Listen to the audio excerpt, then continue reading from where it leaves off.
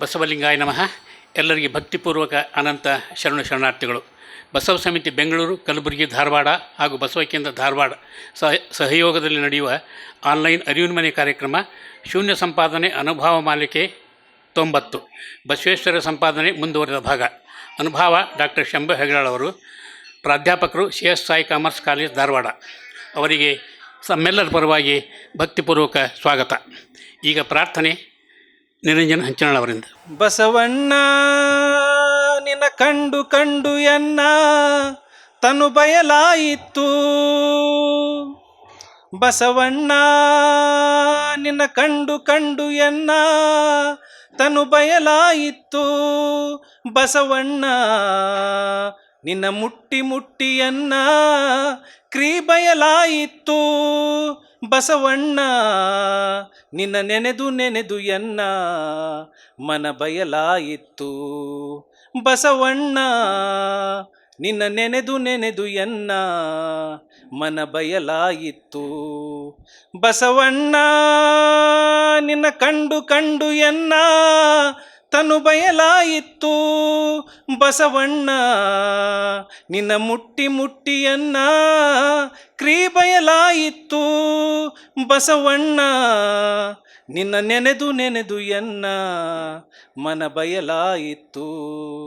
ಬಸವಣ್ಣ ನಿನ್ನ ನೆನೆದು ನೆನೆದು ಎನ್ನ ಮನ ಬಯಲಾಯಿತು. ಬಸವಣ್ಣ ನಿನ್ನ ಕಂಡು ಕಂಡು ಎನ್ನ ತನು ಬಯಲಾಯಿತು. ಬಸವಣ್ಣ ನಿನ್ನ ಮಹಾನುಭಾವವ ಕೇಳಿ ಕೇಳಿಯನ ಭವನಾಸ್ತಿಯಾಯಿತು. ಬಸವಣ್ಣ ನಿನ್ನ ಮಹಾನುಭಾವವ ಕೇಳಿ ಕೇಳಿಯನ ಭವನಾಸ್ತಿಯಾಯಿತು. ನಮ್ಮ ಗುಹೇಶ್ವರ ಲಿಂಗದಲ್ಲಿ ನೀನು ಅಜಾತನೆಂಬುದ ನೆಲೆ ಮಾಡಿ, ನಮ್ಮ ಗುಹೇಶ್ವರ ಲಿಂಗದಲ್ಲಿ ನೀನು ಅಜಾತನೆಂಬುದ ನೆಲೆ ಮಾಡಿ, ಭವಪಾಶಂಗಳ ಅರಿದಿಪ್ಪೆಯಾಗಿ ನಿನ್ನ ಸಂಗದಿಂದಾನು ಬದುಕಿದೇನು. ಭವಪಾಶಂಗಳ ಅರಿದಿಪ್ಪೆಯಾಗಿ ನಿನ್ನ ಸಂಗದಿಂದಾನು ಬದುಕಿದೇನು. ಬಸವಣ್ಣ ನಿನ್ನ ಕಂಡು ಕಂಡು ಎನ್ನ ತನು ಬಯಲಾಯಿತು. ಎಲ್ಲರೂ ಶರಣ. ಅಲ್ಲಮ ಪ್ರಭುಗಳು ಬಸವಣ್ಣವರನ್ನು ಸೂಚಿಸುವಂಥ ಅದ್ಭುತವಾದ ವಚನವನ್ನು ಭಕ್ತಿಯಿಂದ ಹಾಡಿದಂಥ ನಿರಂಜನ ಹಂಚನಾಳನವರಿಗೆ ಶರಣಾರ್ಥಿಗಳು. ಈಗ ಬಸವೇಶ್ವರರ ಸಂಪಾದನೆ ಮುಂದುವರೆದ ಭಾಗವನ್ನು ಡಾಕ್ಟರ್ ಶಂಭು ಹೆಗಡಾಳ್ ಅವರು ಮುಂದುವರಿಸಬೇಕಾಗಿ ಅವರಲ್ಲಿ ವಿನಂತಿ. ಕಾಯದೊಳುಗುರುಲಿಂಗ ಜಂಗಮ ದಾಯತವನರಿಯಲ್ಕೆ ಸುಲಭೋಪಾಯದಿಂದಿದರಿಟ್ಟು ಬಾಹ್ಯಸ್ಥಲಕ್ಕೆ ಕುರುಹಾಗಿ ದಾಯದೋರಿ ಸಮಸ್ತ ಭಕ್ತನಿ ಕಾಯವನು ಪಾವನವ ಮಾಡಿದ ರಾಯ ಪೂರ್ವಾಚಾರ್ಯ ಸಂಗನ ಬಸವ ಶರಣಾರ್ಥಿ. ಪ್ರಾತಸ್ಮರಣೀಯರೂ ಆದಂತಹ ಬಸವಾದಿ ಶಿವಶರಣರನ್ನ ಎನ್ನ ಹೃನ್ಮಂದಿರದಲ್ಲಿ ನೆನೆದುಕೊಂಡು ಪ್ರಪಂಚದ ಎಲ್ಲ ದಾರ್ಶನಿಕರಲ್ಲಿ ಭಕ್ತಿಯಿಂದ ವಂದಿಸಿ, ಬಸವ ಸಮಿತಿ ಹಾಗೂ ಬಸವ ಕೇಂದ್ರಗಳ ಎಲ್ಲ ಪದಾಧಿಕಾರಿಗಳಲ್ಲಿ ಸದಸ್ಯರಲ್ಲಿ ಭಕ್ತಿಯ ಶರಣಾರ್ಥಿಗಳನ್ನು ಸಲ್ಲಿಸಿ, ಈ ಕಾರ್ಯಕ್ರಮದಲ್ಲಿ ಭಾಗವಹಿಸಿದಂಥ ಎಲ್ಲ ಮಾತೆಯರಿಗೆ, ಮಹನೀಯರಿಗೆ ಹಾಗೂ ಆನ್ಲೈನ್ ಮೂಲಕ ವೀಕ್ಷಣೆ ಮಾಡ್ತಕ್ಕಂಥ ಎಲ್ಲ ಶ್ರೋತೃಗಳಿಗೆ ನನ್ನ ಭಕ್ತಿಯ ಶರಣಾರ್ಥಿಗಳು. ಹಿಂದಿನ ಸಂಚಿಕೆಯಲ್ಲಿ ಬಸವಣ್ಣವರು ಈ ರೀತಿಯಾಗಿ ಹೇಳಲಿಕ್ಕೆ ಹೋಗ್ತಾರೆ. ಅಂದರೆ ಪ್ರಭುದೇವರ ಒಂದು ಮಾತು ಬರುತ್ತೆ, ಆದಿ ಜಂಗಮ ಅನಾದಿ ಭಕ್ತನೆಂಬುದನ್ನಾರು ಬಲ್ಲರು. ಹೇಳ ಬಸವಣ್ಣ, ನಿತ್ಯ ನಿರಾಕಾರ ಘನವು ಶಕ್ತಿ ಇಲ್ಲದೇ ಇದ್ದರೆ ಆಗಳೇ ಬಯಲಾಹುದೆಂದು ನೀನು ಘನಚೈತನ್ಯವೆಂಬ ಕಾಯವ ಧರಿಸಿದರೆ ಆ ಬಯಲು ಪರಬ್ರಹ್ಮವೆಂಬ ನಾಮವನೇದಿತ್ತು ನೋಡ. ಬಸವಣ್ಣವರೇ, ಯಾರು ಬಲ್ರಪ್ಪ ಇದನ್ನ? ಆದಿ ಜಂಗಮ ಅನಾದಿ ಭಕ್ತನೆಂಬುದನ್ನು ಯಾರು ಬಲ್ರು? ನಿತ್ಯವೂ ನಿರಾಕಾರವಾಗಿ ಇರತಕ್ಕಂಥ ತತ್ವ ಶಕ್ತಿಹೀನವಾಗಿ ಸಾವಯವಾಗಲಲ್ಲದೆ ನಿರವಯಕ್ಕೆ ಧಾವಿಸಿ ಬಯಲಾಗುತ್ತಿರುವಾಗ ನೀನು ಬಂದು, ಅಂದರೆ ಬಸವಣ್ಣವ್ರು ಹೇಳ್ತಾರೆ, ನೀನು ಬಂದು ಘನ ಚೈತನ್ಯವೆಂಬ ಕಾಯವ ಧರಿಸಿ, ಅವಾಗದು ಪರಬ್ರಹ್ಮ ಎಂಬ ಹೆಸರನ್ನು ಪಡಿತು. ಇಂಥ ವಿನೋದಕ್ಕಾಗಿ ಸಾಕಾರಗೊಂಡಂಥ ಆ ನಿರವಯ ಬಯಲೇನಿದೆಯಲ್ಲ, ಅದು ಧರ್ಮವೆಂಬ ಶರೀರವನ್ನು ಹೊತ್ಕೊಂಡು ಬಂದು ಆ ಸಾಕಾರಕ್ಕೆ ನಿರಾಕಾರವಾಗಿರ್ತಕ್ಕಂಥ ಬಯಲಿಗೆ ಸಾಕಾರ ರೂಪವಾಗಿ ಆಧಾರವಾಗಿ ಜಗದ ಕರ್ತ ಪರಮೇಶ್ವರನೆಂದೆನಿಸಿದೆಯಲ್ಲ ಬಸವಣ್ಣ, ನೀನು ಅದನ್ನು ಮೂರ್ತುಗೊಳಿಸಿದ್ದಪ್ಪ. ಹೀಗಾಗಿ ಭಕ್ತನೇ ದೊಡ್ಡವನು ಅನ್ನುವಂಥ ಮಾತಿನಲ್ಲಿ ಬರುತ್ತೆ. ಆ ಸಂದರ್ಭದಲ್ಲಿ ಬಸವಣ್ಣನವರ ಈ ಮಹಾಜ್ಞಾನ ಜಂಗಮ ತತ್ವವನ್ನು ಒಪ್ಪಿಕೊಂಡಂಥ ಪ್ರಭುದೇವರು, ಆ ಮಹಾಜ್ಞಾನಕ್ಕೆ ಶರೀರವಿಲ್ಲ, ಆ ಜ್ಞಾನಕ್ಕೆ ಶರೀರಿಲ್ಲ, ಅದು ಬಯಲಾಗುವ ಇಚ್ಛೆಯಿಂದ ತಿರುಗಿಸಿ ಸಾಕಾರಗೊಳಿಸಿದ್ದು ನೀನು ಬಸವಣ್ಣ. ಮತ್ತೆ ಭಕ್ತಿ ಶಕ್ತಿಯಿಂದಾಗಿ ಘನತೆಯ ಸ್ತುತಿಕೋಟೆಯಲ್ಲಿ ಅಲ್ಲಮರು ತಂದುಕೊಂಡು ಗುರು, ಲಿಂಗ, ಜಂಗಮ, ಪ್ರಸಾದ ನಿನ್ನ ನಿರ್ದೇಶನಗೊಂಡಾದವು. ಇವು ನಿನ್ನಿಂದಾದವು. ಇವು ಪ್ರಭುದೇವರು ಹೇಳ್ತಾರೆ, ಇವೆಲ್ಲ ನಿಮ್ಮಿಂದಾದವು. ಆನು ಆ ನಿರ್ದೇಶನಕ್ಕೊಳಗಾದೆ. ಪ್ರಭುದೇವರು ಹೇಳ್ತಾರ, ನೀವು ಕೊಟ್ಟ ನಿರ್ದೇಶನಕ್ಕೆ ಆನು ಒಳಗಾದೆ ಅಂತಕ್ಕಂಥ ಮಾತನ್ನು. ಅಯ್ಯ ಬಸವಣ್ಣವರೇ, ಗುಹೇಶ್ವರನು ಬಲ್ಲಂತೆ ನಿನ್ನಿಂದ ನಾನಾಗಿ ಬದುಕಿದೆನೆಂದು, ನಿಮ್ಮಿಂದನೇ ನಾನು ಬದುಕಿದೆನೆಂದು ಪ್ರಭುದೇವರು ಜಂಗಮ ತತ್ವದ ಅನಾದಿತ್ವವನ್ನು ಆದಿಗಿಳಿಸಿ, ಅನಾದಿ ಇದ್ದಂಥ ಜಂಗಮತ್ವವನ್ನು ಬಸವಣ್ಣವರು ಅನಾದಿ ಅಂತಂದು ಅದನ್ನು ಆದಿಗೆ ತಂದು ಆದಿಗಿಳಿಸಿ, ಭಕ್ತಿ ತತ್ವವನ್ನು ಅನಾದಿಗೆ ಸೇರಿಸಿ, ಪ್ರಭುದೇವರು ಭಕ್ತಿ ತತ್ವವನ್ನು ಅನಾದಿಗೆ ಸೇರಿಸ್ತಾರೆ. ನುಡಿದಾಗ ಬಸವಣ್ಣವರು ನೋಡ್ರಿ, ಜಂಗಮವೇ ಜ್ಞಾನರೂಪು. ಇದಕ್ಕೆ ಒಪ್ಕೊಳ್ಳೋದಿಲ್ಲ ಬಸವಣ್ಣವರು. ಜಂಗಮವೇ ಜ್ಞಾನರೂಪು, ಭಕ್ತನೇ ಆಚಾರ ರೂಪವೆಂಬುದು ತಪ್ಪದು ನೋಡಯ್ಯ. ನಾನು ನಿಮ್ಮಲ್ಲಿ ಆಚಾರಿಯಾದಡೇನಯ್ಯ ಜ್ಞಾನವಿಲ್ಲದನ್ನಕ್ಕ? ಬಸವಣ್ಣವ್ರು ಪ್ರಶ್ನೆ ಮಾಡ್ತಾರೆ. ತಲೆ ಇಲ್ಲದ ಮುಂಡದಂತೆ ಜ್ಞಾನ ಉದಯವಾಗದ ಮುನ್ನವೇ ತಲೆದೋರುವ ಆಚಾರ ಉಂಟೆ ಈ ಜಗದೊಳಗೆ? ಬಸವಣ್ಣವ್ರು ಪ್ರಶ್ನೆ ಮಾಡ್ತಾರೆ. ಜ್ಞಾನ ಉದಯವಾಗದ ಮುನ್ನ ತಲೆದೋರುವ ಆಚಾರ ಉಂಟೆ ಈ ಜಗದೊಳಗೆ. ಮೊದಲು ಜ್ಞಾನ ಉದಯ ಆಗ್ಬೇಕು ಅಂತರಂಗದೊಳಗೆ, ಅದು ಕ್ರಿಯೆಗೆ ಬರುತ್ತೆ ಹೊರತು ಜ್ಞಾನ ಬರೋಕ್ಕಿಂತ ಮುಂಚೆಕಿನ ಕ್ರಿಯೆ ಬರ್ಲಿಕ್ಕೆ ಹೆಂಗೆ ಸಾಧ್ಯ ಅಂತ. ಕ್ರಿಯೆ ಅಂದ್ರೆ ಸಾಕಾರ, ಜ್ಞಾನ ಅಂದ್ರೆ ನಿರಾಕಾರ ಅಂತ. ಜ್ಞಾನದಿಂದ ಆಚಾರ, ಜ್ಞಾನದಿಂದ ಅನುಭಾವ, ಜ್ಞಾನದಿಂದ ಪ್ರಸಾದವಲ್ಲದೆ ಜ್ಞಾನವನ್ನುಳಿದು ತೋರುವ ಘನವ ಕಾಣೆನು. ಎನ್ನ ಆಚಾರಕ್ಕೆ, ನೋಡ್ರಿ ಬಸವಣ್ಣವ್ರು ಹೇಳ್ತಾರೆ, ಎನ್ನ ಆಚಾರಕ್ಕೆ ನೀನು ಜ್ಞಾನ ರೂಪವಾದ ಕಾರಣ. ಪ್ರಭುದೇವರಿಗೆ ಹೇಳ್ತಾರೆ, ಎನ್ನ ಆಚಾರಕ್ಕೆ ನೀನು ಜ್ಞಾನ ರೂಪವಾದ ಕಾರಣ ಸಂಗನ ಬಸವಣ್ಣನೆಂಬ ಹೆಸರು ಪಡೆದೆನು ನಾನು. ಇಲ್ಲಾಂದ್ರೆ ನಾ ಬರೇ ಬಸವಣ್ಣ ಅಂತ. ಸಂಗನ ಬಸವಣ್ಣನೆಂಬ ಹೆಸರು ಪಡಿಬೇಕಾಗಿತ್ತಂದ್ರೆ ನೀವು ಕೊಟ್ಟ ಜ್ಞಾನದಿಂದ ನನ್ನ ಆಚಾರ ಬಂತು.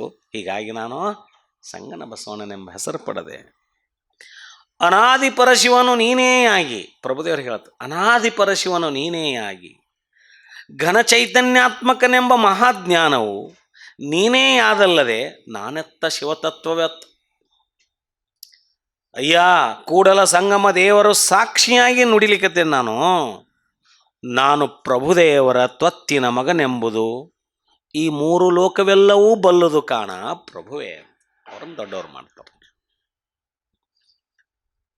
ಸ್ವಾಮಿ, ತಾವು ತಿಳಿದು ನನ್ನ ಮೇಲಿನ ಪ್ರೀತಿಯಿಂದ ಕಕ್ಕುಲತೆಯಿಂದ ನನ್ನ ಭ್ರತ್ಯಾಚಾರವನ್ನು ಎತ್ತಿ ಕಟ್ಟಾಕತ್ತೀರಿ ನೀವು. ಪ್ರಭುದೇವ್ರು ಹೇಳಾಕತ್ತಾರ ಅವ್ರು. ನನ್ನ ಭ್ರಷ್ಟಾಚಾರವನ್ನು ಸುಮ್ಮನೆ ನನ್ನ ಮೇಲಿನ ಪ್ರೀತಿಗೆ ನೀವು ಎತ್ತಿ ಕಟ್ಟಾಕತ್ತೀರಿ. ತಮ್ಮಲ್ಲಿ ನಾನಾಚಾರಿ ಆದೊಡೇನು, ಆ ಆಚಾರಕ್ಕೆ ನಡತೆಗೆ ತಿಳುವಳಿಕೆ ಇಲ್ಲದಾಗ ಅದರ ಪ್ರಯೋಜನ ಏನು? ಜ್ಞಾನವಿಲ್ಲದ ನಡತೆ ಏನು ಪ್ರಯೋಜನ? ಅದೊಂದು ತಲೆ ಇಲ್ಲದ ಮುಂಡ ಅಯ್ಯ. ಬರೀ ಶರೀರದ್ದು ಏನು ಮಾಡೋದು ತಲೆ ಇಲ್ಲ ಅಂದ್ರೆ? ಅದೊಂದು ತಲೆ ಇಲ್ಲದ ಮುಂಡ ಅಯ್ಯ. ತಾವೇ ಹೇಳಿ ಈ ಲೋಕದಲ್ಲಿ ಜ್ಞಾನವಿಲ್ಲದವನ ಮುನ್ನ ಆಗುವ ಕಾರ್ಯ ಉಂಟೆ. ಕಾರ್ಯ ಜರುಗಿಸ್ಬೇಕಾದ್ರೆ ಅದಕ್ಕೊಂದು ಅರಿವು ಮತ್ತು ಜ್ಞಾನ ಬೇಕಲ್ಲ. ಜ್ಞಾನ ಬಂದಾಗ ಆ ಕಾರ್ಯ ಜ್ಞಾನ ಹೇಗೆ ಬರ್ತೋ ನಾ ಹಾಗೆ ಕಾರ್ಯ ಮಾಡ್ತೇವೆ ಹೊರತು ಈ ಜಗತ್ತಿನೊಳಗೆ ಜ್ಞಾನ ಇಲ್ಲ ಅಂದ್ರೆ ಕಾರ್ಯ ಜರುಗಿಸ್ಲಿಕ್ಕೆ ಸಾಧ್ಯ ಏನೋ? ನಾನಿವತ್ತು ಭ್ರಷ್ಟಾಚಾರ ತತ್ವವನ್ನು ಆಚಾರಕ್ಕೆ ಇಳಿಸಿ ನಾನು ನಡೆಯಕತ್ತೇನೆ ಅಂದ್ರೆ ಅದಕ್ಕೆ ಮೂಲ ಕಾರಣ ನೀವು ಜ್ಞಾನ ಸ್ವರೂಪವಾಗಿರ್ತಕ್ಕಂಥ ಜಂಗಮ ತತ್ವ ಅಂತ ಅವ್ರಿಗೆ ಹೇಳ್ತಾರೆ. ಎಷ್ಟು ದೊಡ್ಡ ಸಾಕ್ಷಿ ಇಡ್ತಾರಂದ್ರೆ ಕೂಡಲ ಸಂಗಮ ದೇವರು ಸಾಕ್ಷಿಯಾಗಿ ಅಂತ ಹೇಳ್ತಾರೆ ಅವ್ರು. ಸಣ್ಣ ಅಂತಿಂತ ಸಾಕ್ಷಿ ಇಡಂಗಿಲ್ಲ ಅವ್ರು. ಅದಕ್ಕೆ ಕೂಡಲ ಸಂಗಮ ದೇವರ ಸಾಕ್ಷಿ ಇಟ್ಟು ಬಸವಣ್ಣನವರು ತನ್ನ ಸಂಗನನ್ನು ಸತ್ಯಕ್ಕೆ ಕಾವಲಿರಿಸಿದ ಒಂದು ಮಾತು, ನಿನ್ನಿಂದ ಸಂಗನ ಬಸವಣ್ಣನಾದನೆಂಬ ಮಾತೇನಿದೆಯಲ್ಲ, ಅದು ಬಹಳ ದೊಡ್ಡದು. ಆ ಮಹಾವಾಕ್ಯ ಬಸವಣ್ಣನವರೇ ಹೇಳಿದಂತೆ ಹೆಂಗೈತೆ ಅಂದ್ರೆ ಅದು ನುಡಿದರೆ ಮುತ್ತಿನ ಹಾರದಂತಿರ್ಬೇಕಂತಕ್ಕಂಥ ಮಾತಿನ ಹೋಲುವಂತೆ ನಿನ್ನಿಂದ ನಾನು ಸಂಗಣ ಬಸವಣ್ಣನಾದೆನು ಅಂತಕ್ಕಂಥ ಮಾತು ಈ ಸಂದರ್ಭದಲ್ಲಿ ಬರುತ್ತೆ.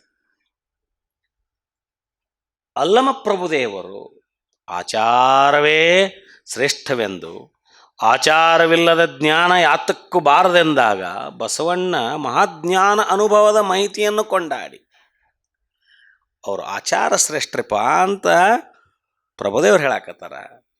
ಆಚಾರಕ್ಕೆ ಮೊದಲು ಜ್ಞಾನ ಶ್ರೇಷ್ಠಪ್ಪ ಅಂತ ಬಸವಣ್ಣವ್ರು ಹೇಳಾಕತ್ತಾರ.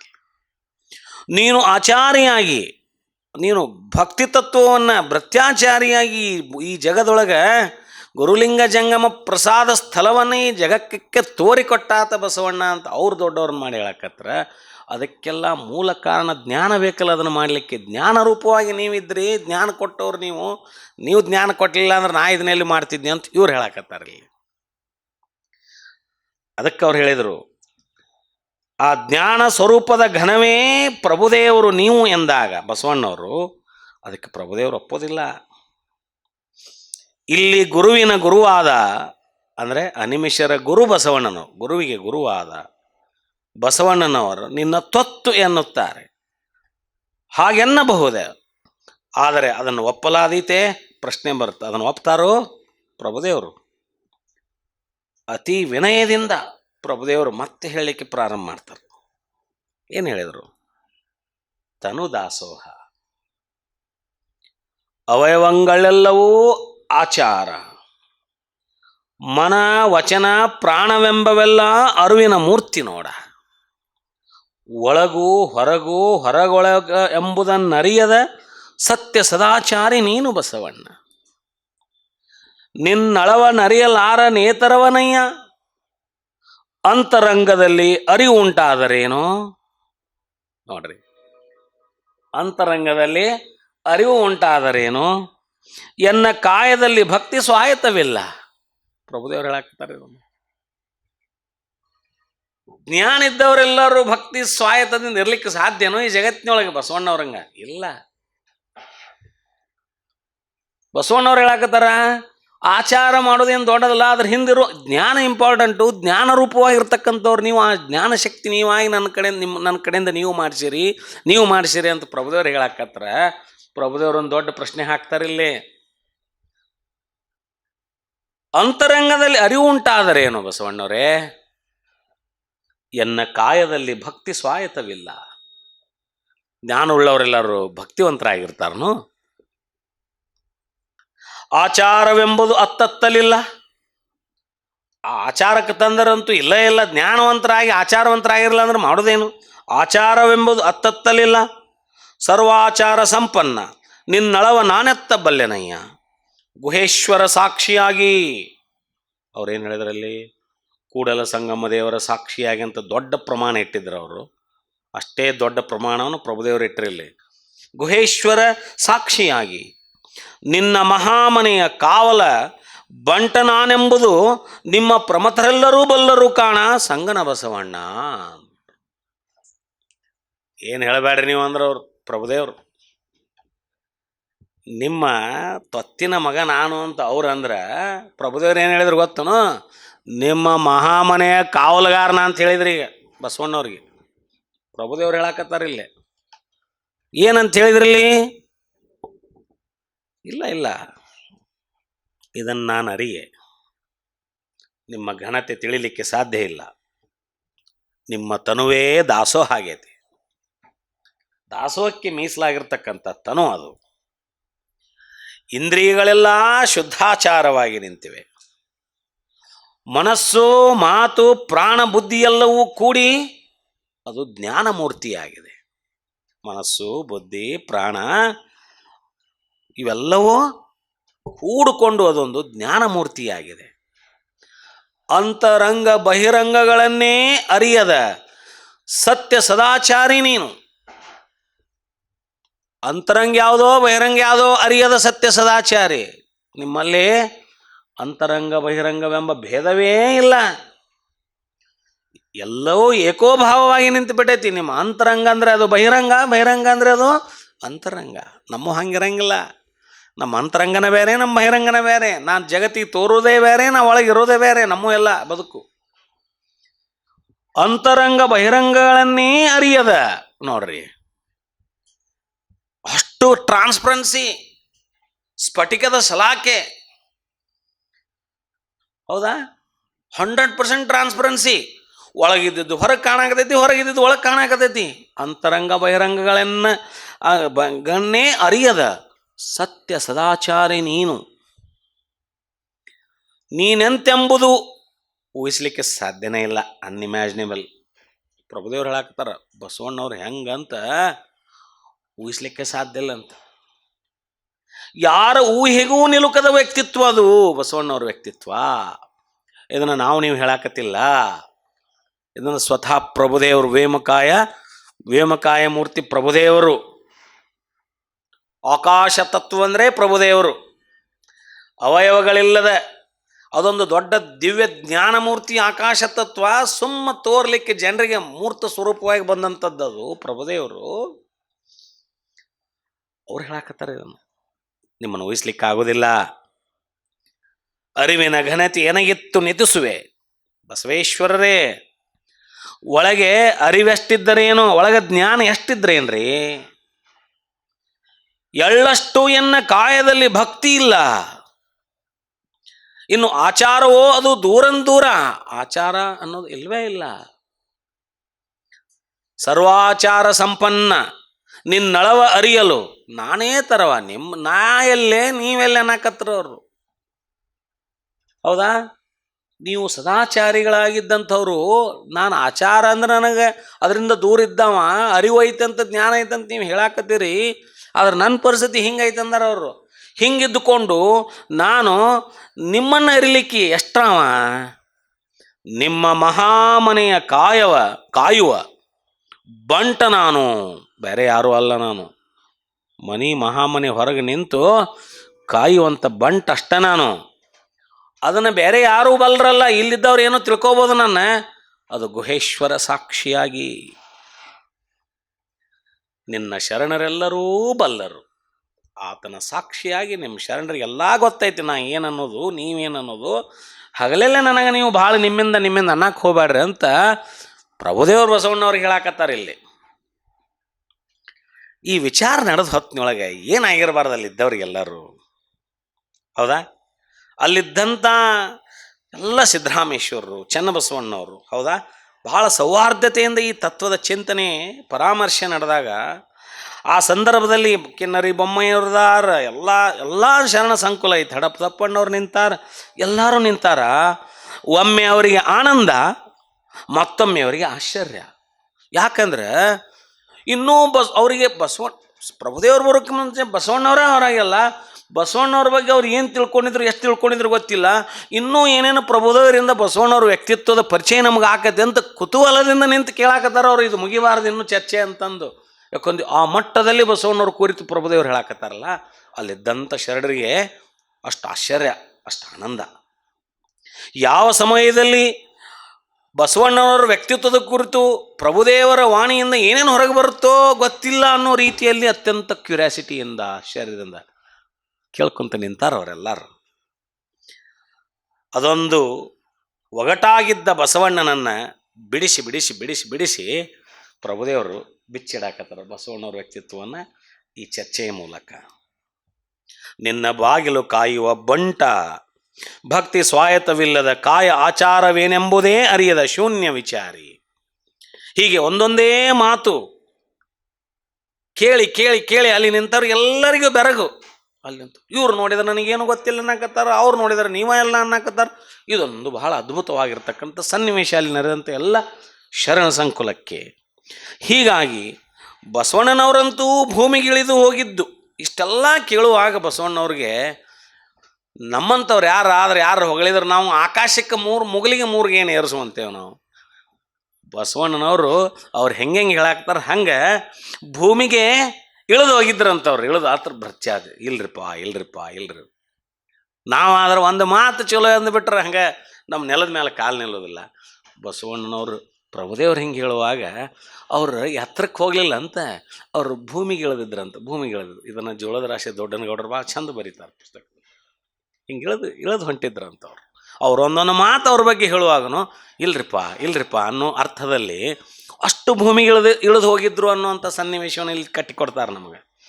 ತಾನೆಷ್ಟು ಪ್ರಯತ್ನ ಪಟ್ಟರೂ ಪ್ರಭುಗಳು ಪ್ರಶಂಸೆಯಿಂದ, ಆ ಪ್ರಭುಗಳು ಏನು ನನ್ನನ್ನು ಪ್ರಶಂಸೆ ಮಾಡಾಕತ್ತಾರಲ್ಲ, ಆ ಪ್ರಶಂಸೆಯಿಂದ ಪಾರಾಗಲು ಅದುವರೆಗೂ ಅವ್ರಿಗೆ ಶಕ್ಯ ಆಗಿದ್ದಿಲ್ಲ ಅಂತ. ಯಾರಿಗೆ? ಬಸವಣ್ಣವ್ರಿಗೆ. ಅವ್ರು ಅದ್ರಾಗಿನ ದೌಡ್ ಹೊರಗೆ ಬರ್ಬೇಕಂತಾರೆ.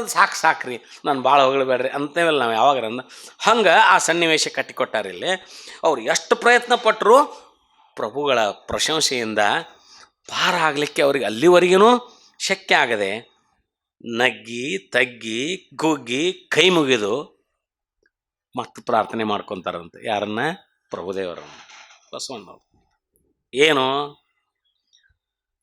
ಈಗ ಹೇಳಿದ್ರಲ್ಲ ವಚನ, ನಿಮ್ಮ ಕಂಡು ಕೈ ಮುಗಿದು ನಿಮಗೆ ಭಕ್ತನಾದನೆಲ್ಲದೆ ನಿಮ್ಮ ಕಾಣದಲ್ಲೇ ಕೈ ಮುಗಿಯುವ ಭಕ್ತಿ ಉಂಟೇ ಅಯ್ಯ. ಎಲ್ಲಿ ಚಂದ ಹೇಳಾಕತ್ತಾರ ನೋಡ್ರಿ ಅವರು. ನಿಮ್ಮ ಕಂಡು ಕೈ ಮುಗಿದು ನಿಮಗೆ ಭಕ್ತನಾದನೆಲ್ಲದೆ ನಿಮ್ಮ ಕಾಣದಲ್ಲೇ ಕೈ ಮುಗಿದ ಭಕ್ತಿ ಉಂಟೆ ಅಯ್ಯ. ನಿಮ್ಮ ಮುಟ್ಟಿ ಪೂಜಿಸಿ ಆಚಾರ್ಯ ಆದೆನಲ್ಲದೆ ನಿಮ್ಮ ಮುಟ್ಟದಡೇ ನನಗೆ ಆಚಾರವೆಲ್ಲಿಂದಯ್ಯ. ನನ್ನನ್ನು ಸದಾಚಾರಿ ಅಂತ ಕರೆಯಾಕತ್ತೀರಿ. ಯಾವಾಗ ಕರೆದ್ರಿ ಅದನ್ನು? ನಾನು ನಿಮ್ಮನ್ನು ಮುಟ್ಟಿ ಪೂಜೆ ಮಾಡಿದ ಮೇಲೆ ನನ್ನ ಸದಾಚಾರಿ ಅಂದ್ರಿ. ನಿಮ್ಮನ್ನು ಮುಟ್ಟಿ ಪೂಜಾನೇ ಮಾಡಲಿಲ್ಲ ಅಂದ್ರೆ, ನೀವ ಅಲ್ಲಿರಲಿಲ್ಲ ಅಂದ್ರೆ ನಾ ಪೂಜೆ ಮಾಡ್ತಿದ್ದಿಲ್ಲ. ಪೂಜೆ ಮಾಡಿಲ್ಲ ಅಂತಂದ್ರೆ ನಾನು ಸದಾಚಾರಿ ಹಾಕಿರಲಿಲ್ಲ. ನೀವೇನು ನನಗೆ ಹೇಳಾಕ್ತಿರಲ್ಲ, ಮತ್ತು ಅದು ನಿಮ್ಮಿಂದನ ಅನ್ನೋ ಅರ್ಥದಲ್ಲಿ ಅವ್ರ ಹತ್ರ ಹೊಂಟಾರ ಅವರು. ನಿಮ್ಮ ಘನವನ್ನು ಮನದಲ್ಲಿ ನೆನೆದು ಧರಿಸಿದ ಕಾರಣ ಜ್ಞಾನೋದಯವಾಯಿತಲ್ಲದೆ ನೀವಿಲ್ಲದಡೆ ನನಗೆ ಜ್ಞಾನವೆಲ್ಲಿಯದಯ್ಯ.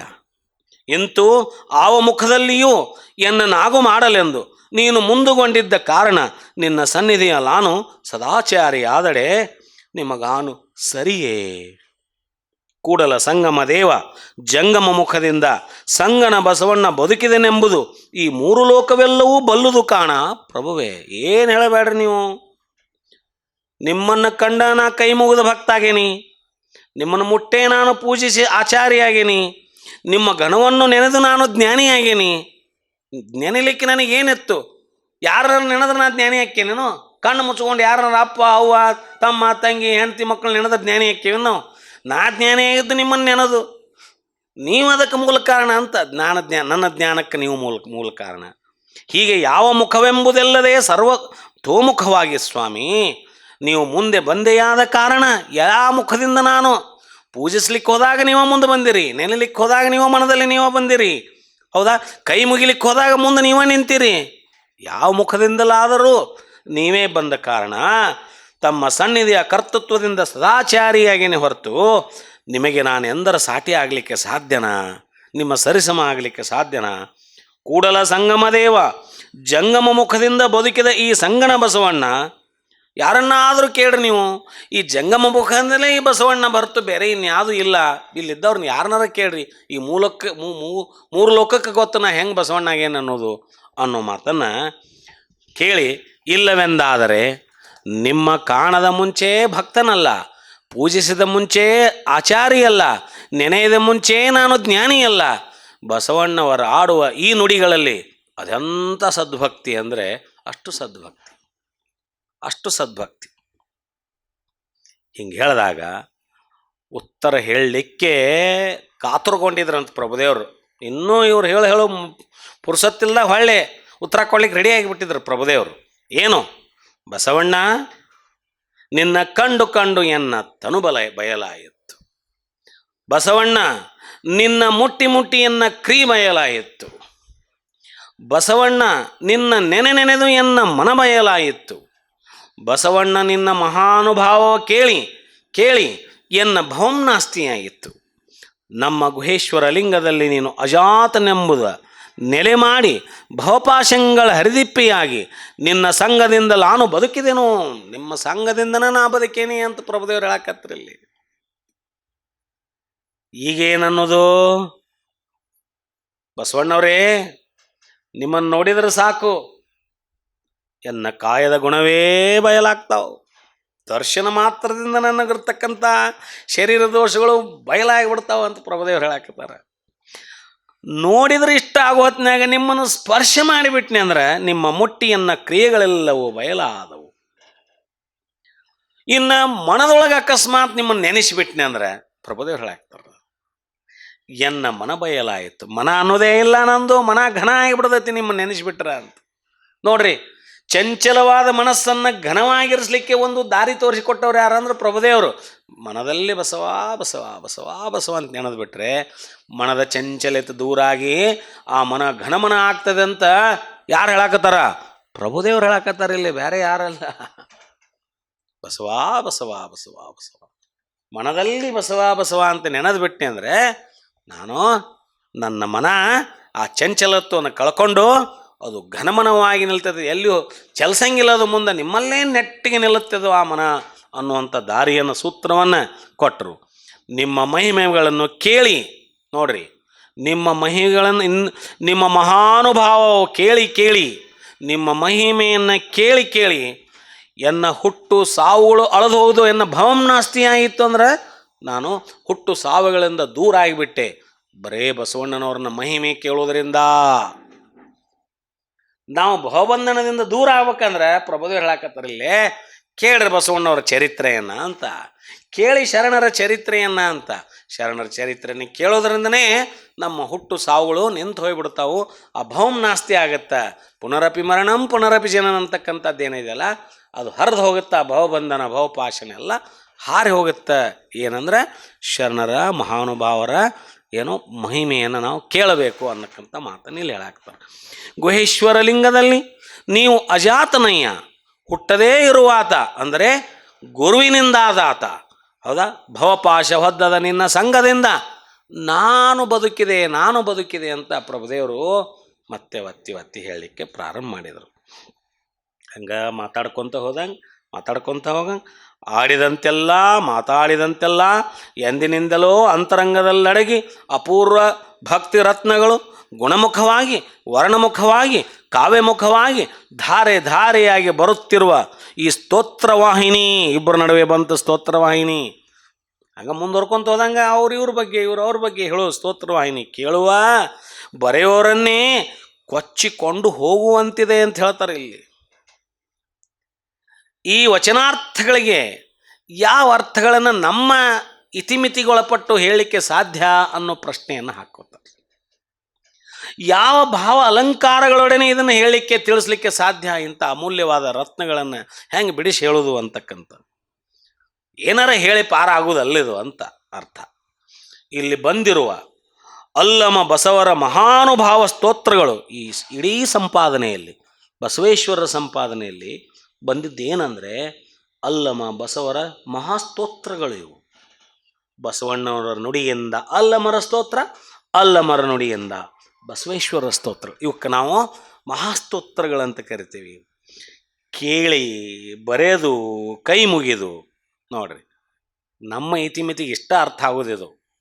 ಜೋಳದ ರಾಶಿ ದೊಡ್ಡನಗೌಡರು ಇಷ್ಟು ವಿನೀತ ಭಾವದಿಂದ ಹೇಳ್ತಾರೆ. ಇಲ್ಲೇನು ಇದಕ್ಕಿಂತ ಹೆಚ್ಚು ಹೇಳಲಿಕ್ಕೆ ಆಗೋದಿಲ್ಲ.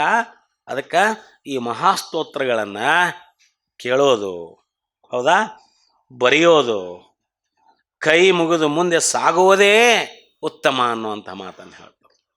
ಎಷ್ಟು ಸ್ತೋತ್ರಗಳದಾವ ನೋಡ್ರಿ. ಬಸವಣ್ಣನವ್ರನ್ನ ಸ್ತುತಿ ಮಾಡಿದಂಥ ಸ್ತೋತ್ರ ಪ್ರಭುದೇವರ ವಚನಗಳು, ಪ್ರಭುದೇವ್ರನ್ನ ಸ್ತುತಿ ಮಾಡಿದಂಥ ಬಸವಣ್ಣನವ್ರ ವಚನಗಳು. ಇವಕ್ಕೇನು ಹೇಳ್ತಾರಂದ್ರೆ, ಇವನು ವಿವರಿಸ್ಲಿಕ್ಕೆ ಹೋಗಕ್ಕೆ ಹೋಗ್ಬೇಡ್ರಿ, ತಿಳ್ಕೊಳಕ್ಕೆ ಹೋಗಕ್ಕೆ ಹೋಗ್ಬೇಡ್ರಿ, ಸುಮ್ಮ ಕೇಳ್ರಿ, ಹೌದಾ, ಬರೀರಿ ಒಂದಿಷ್ಟು, ಅವಕ್ಕೆ ಕೈ ಮುಗಿದ್ಬೇಡ್ರಿ ಅನ್ನೋ ಅರ್ಥದಲ್ಲಿ ಹೇಳ್ತಾರೆ. ತಿಳ್ಕೊಳ್ಳೋ ಪ್ರಯತ್ನ ನಮ್ಮ ಇತಿಮಿತಿಗೆ ಎಷ್ಟಾಗತ್ತೆ ಅಷ್ಟು. ಅವರು ಯಾವ ನಿಲುವಿನಲ್ಲಿ ನಿಂತು ಅವ್ರ ಬಗ್ಗೆ ಅವ್ರು ಹೇಳ್ಯಾರ, ಇವ್ರ ಬಗ್ಗೆ ಅವ್ರು ಹೇಳ್ಯಾರ, ಆ ನಿಲುವಿನಲ್ಲಿ ನಿಂತಂತೂ ನಮಗೆ ತಿಳ್ಕೊಳ್ಳಿಕ್ಕೆ ಮಾಡಲಿಕ್ಕೆ ಆಗೋದಿಲ್ಲ. ಇಷ್ಟು ಮಾಡಿಬಿಡ್ರಪ್ಪ ನೀವು. ಏನಂದ್ರು, ಇವನು ಕೇಳ್ರಿ, ಕಿವಿಯಿಂದ ಕೇಳ್ರಿ, ಕೈಯಿಂದ ಬರೀರಿ ಇವನ ವಚನಗಳನ್ನು, ಮಹಾಸ್ತೋತ್ರಗಳು ಅಂತೀವು, ಬರೀರಿ, ಬರೆದ ಮೇಲೆ ಅವಕ್ಕೆ ಕೈ ಮುಗಿದು ಮುನ್ನಡೀರಿ ಅನ್ನುವಂಥ ಮಾತನ್ನು ಇಲ್ಲಿ ಸಂಪಾದನೆಕಾರರು ಎಷ್ಟು ಚಂದ ಕಟ್ಟಿಕೊಟ್ಟಾರೆ ಈ ಸ್ತೋತ್ರಗಳನ್ನು. ಇದೆಲ್ಲ ಆದಮೇಲೆ ಅವ್ರದ್ದು ಇನ್ನೂ ಮುಗೋದಿಲ್ಲ, ಇನ್ನೂ ಮುಂದುವರಿತದ. ಬಸವಣ್ಣವ್ರು ಇಷ್ಟು ಕೇಳಿದ ಮೇಲೆ ಸುಮ್ಮಿರ್ತಾರವರು, ಸೋಲಾವ್ರ ಅಲ್ಲ ಅವರು. ನೀವು ಭಾಳ ದೊಡ್ಡವ್ರಿ ಅಂತ ಯಾರು ಅಂದ್ಬಿಟ್ರೆ ಬಸವಣ್ಣವ್ರಿಗೆ, ಅವ್ರು ಸೋಲಾವ್ರಲ್ಲ, ನಾ ಸಣ್ಣವ್ರೆ ಅಂತ ಒಬ್ರನ್ನ ಒಪ್ಸುತ್ತಾನ. ನೀವು ದೊಡ್ಡವ್ರಿಪ್ಪ, ನಾ ಸಣ್ಣವ ಅಂತ ಅವ್ರಿಗೆ ಒಪ್ಸುತ್ತಾನೆ. ಇವರು ಸೋಲಾವ್ರಲ್ಲ, ಹಿಂಗೆ ಸೋಲಾವ್ರಲ್ಲ ಅವರು. ನಾವು ಹೆಂಗೆ ಸೋಲ್ತೇವಿ? ನಾವು ದೊಡ್ಡವ್ರಂತ ಚರ್ಚೆ ಮಾಡಲಿಕ್ಕೆ ಅದಕ್ಕೆ ಸೋಲಂಗಿಲ್ಲ ನಾವು. ಬಸವಣ್ಣವ್ರದ್ದು ಹಂಗಲ್ಲ. ಒಂದು ಶರಣ ಅಂದ್ಬಿಟ್ರೆ 2 ಶರಣ ಅಂದ್ಬಿಡವ್ರು ಅವ್ರು. ಅವ್ರ ಭಾರ ನಮ್ಮ ಮೇಲೆ ಬೇಡ ಇನ್ನೊಂದು ಶರಣ ಅಂತ. ಆ ಭ್ರಷ್ಟಾಚಾರ ತತ್ವವನ್ನು ಇಟ್ಕೊಂಡವರು. ಜನನವಿಲ್ಲದ ಜನಿತನು ನೀನು ನೋಡಯ್ಯ, ಬಸವಣ್ಣವ್ರು ಹೇಳಕತ್ತು. ಜನಿಸಿ ಸಂಸಾರವನ್ನರಿಯದ ನಿರ್ವಿಕಾರಿ ನೀನು ನೋಡಯ್ಯ, ಭವ ಬಂಧನಗಳಿಲ್ಲದ ನಿತ್ಯ ನಿಜ ತತ್ವವು ನೀನು ನೋಡಯ್ಯ. ನಿನ್ನ ಚರಣ ಸೇವೆಯ ಮಾಡಿ, ಬಸವಣ್ಣವ್ರು ಹೇಳಕತ್ತು, ನಿನ್ನ ಚರಣ ಸೇವೆಯ ಮಾಡಿ ಎನ್ನ ಭವ ಹರಿಯಲೆಂದಿಪ್ಪೆನಲ್ಲದೆ ನಿಮ್ಮ ಗಣವೆಂತೆಂದು ಅರಿಯ ನೋಡಯ್ಯ. ನಿಮ್ಮ ಗಣ ಎಷ್ಟಂತ ನನಗೆ ಅರಿಲಿಕ್ಕೆ ಆಗೋದಿಲ್ಲ. ಭಾಳ ಅಂದ್ರೆ ನಿಮ್ಮ ಚರಣ ಸೇವೆ ಮಾಡಿ ನನ್ನ ಭವ ಹರ್ಕೊಂತೇನೆ ಹೊರತು ನಿಮ್ಮ ಘನತೆ ಎಂತ ಅನ್ನೋದು ಅರಿಲಿಕ್ಕೆ ನನಗೆ ಸಾಧ್ಯ ಇಲ್ಲ.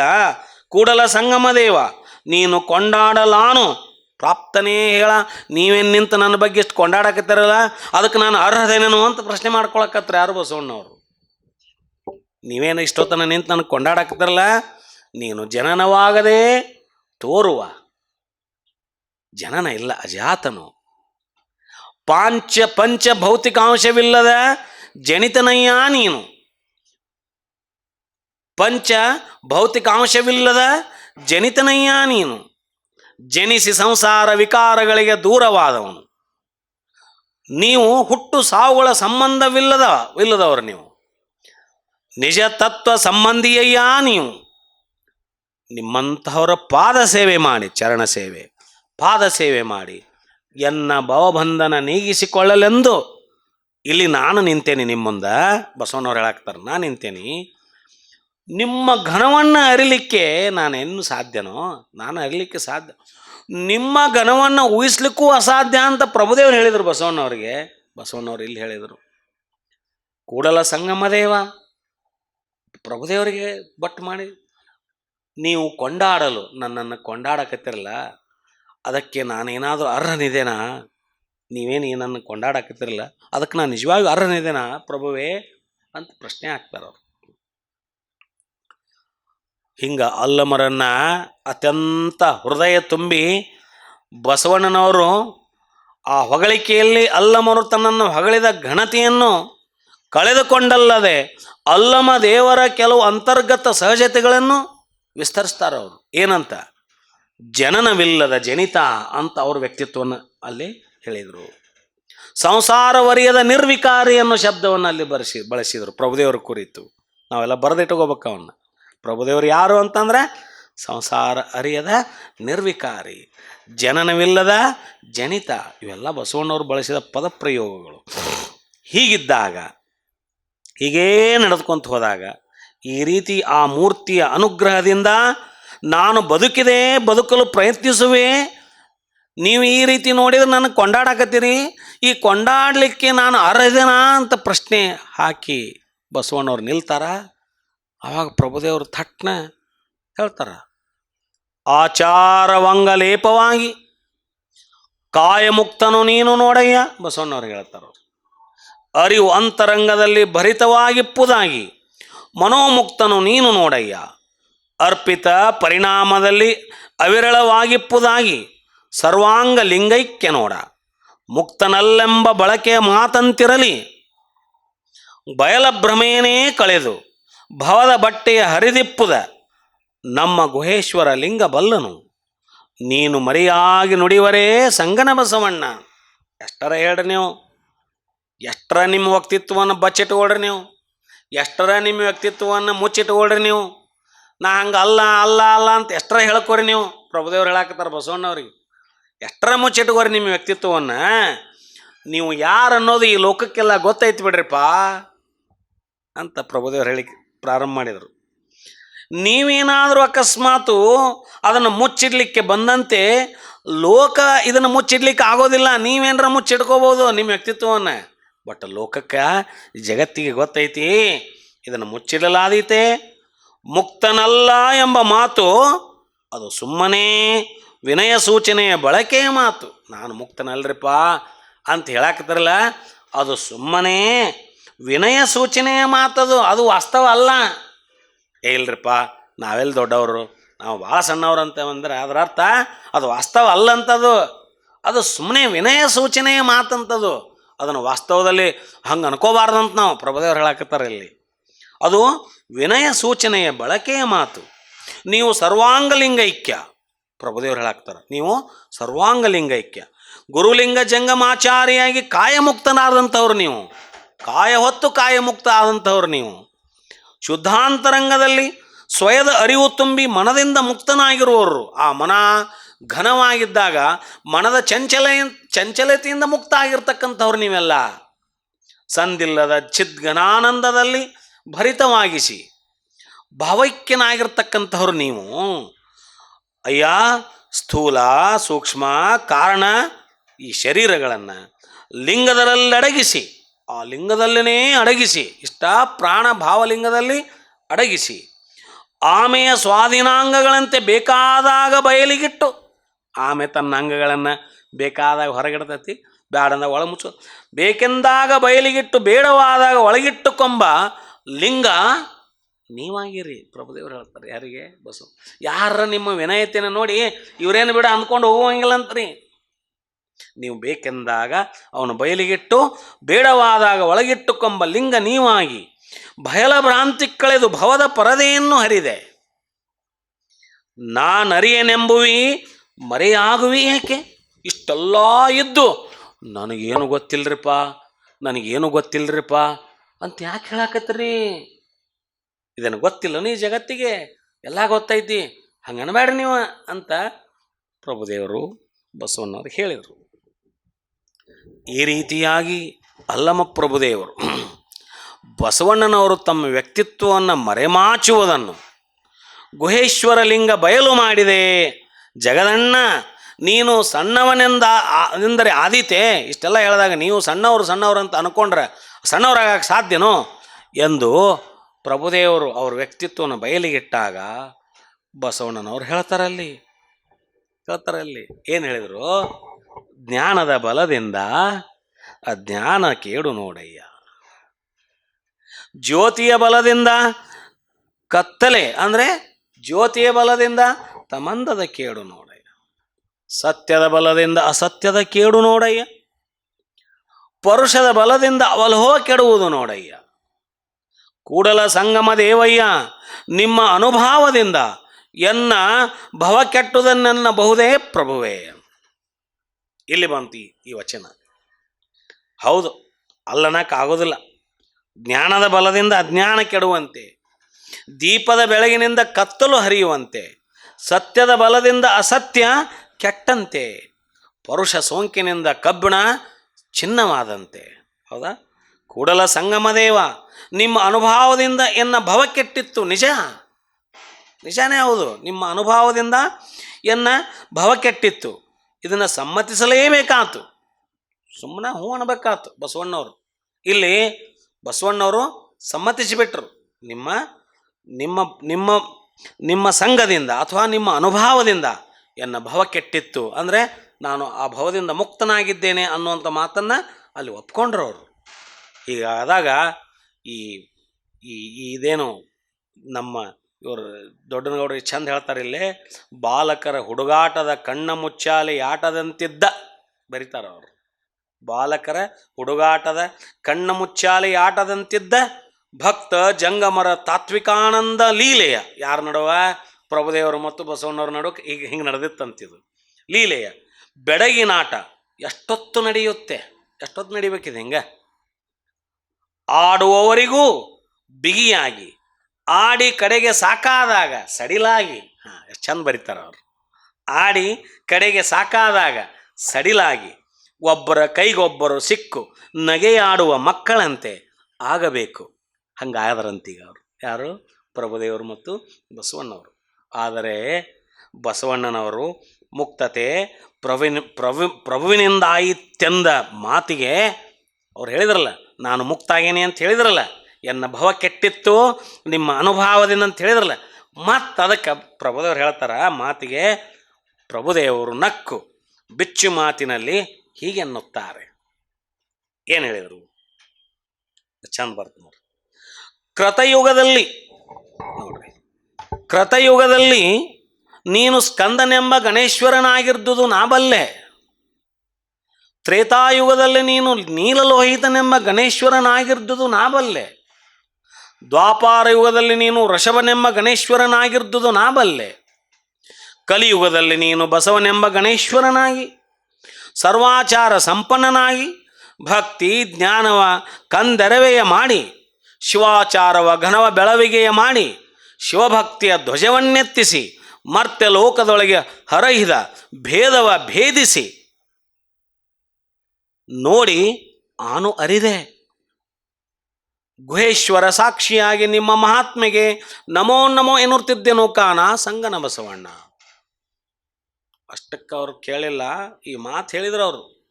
ಅಲ್ಲಮ ಪ್ರಭುದೇವರ ದೃಷ್ಟಿಯಲ್ಲಿ ಬಸವಣ್ಣನವರಂದ್ರೆ ಬರೀ ಹುಟ್ಟು ಸಾವಿನ ಮಧ್ಯೆ ಬಂದು ಬಾಳಿ ಅಳಿದು ಹೋಗೋ ಮರ್ತ್ಯದ ಮಾನವರಲ್ಲ ಬಸವಣ್ಣವರು. ಅದು ಸಾಕ್ಷಾತ್ ನಿರವಯ ನಿಷ್ಕಲ ಪರವಸ್ತು. ಅದು ಹಂಗ ಅವತಾರ ಎತ್ಕೊಂಡು ಬಂದೈತೆ ಅಂತ ಹೇಳ್ತಾರೆ. ಅದು ಸಾಕ್ಷಾತ್ ನಿರವಯ ನಿಷ್ಕಲ ಪರವಸ್ತು. ಆ ಪರವಸ್ತುವೇ ಪರಶಿವ.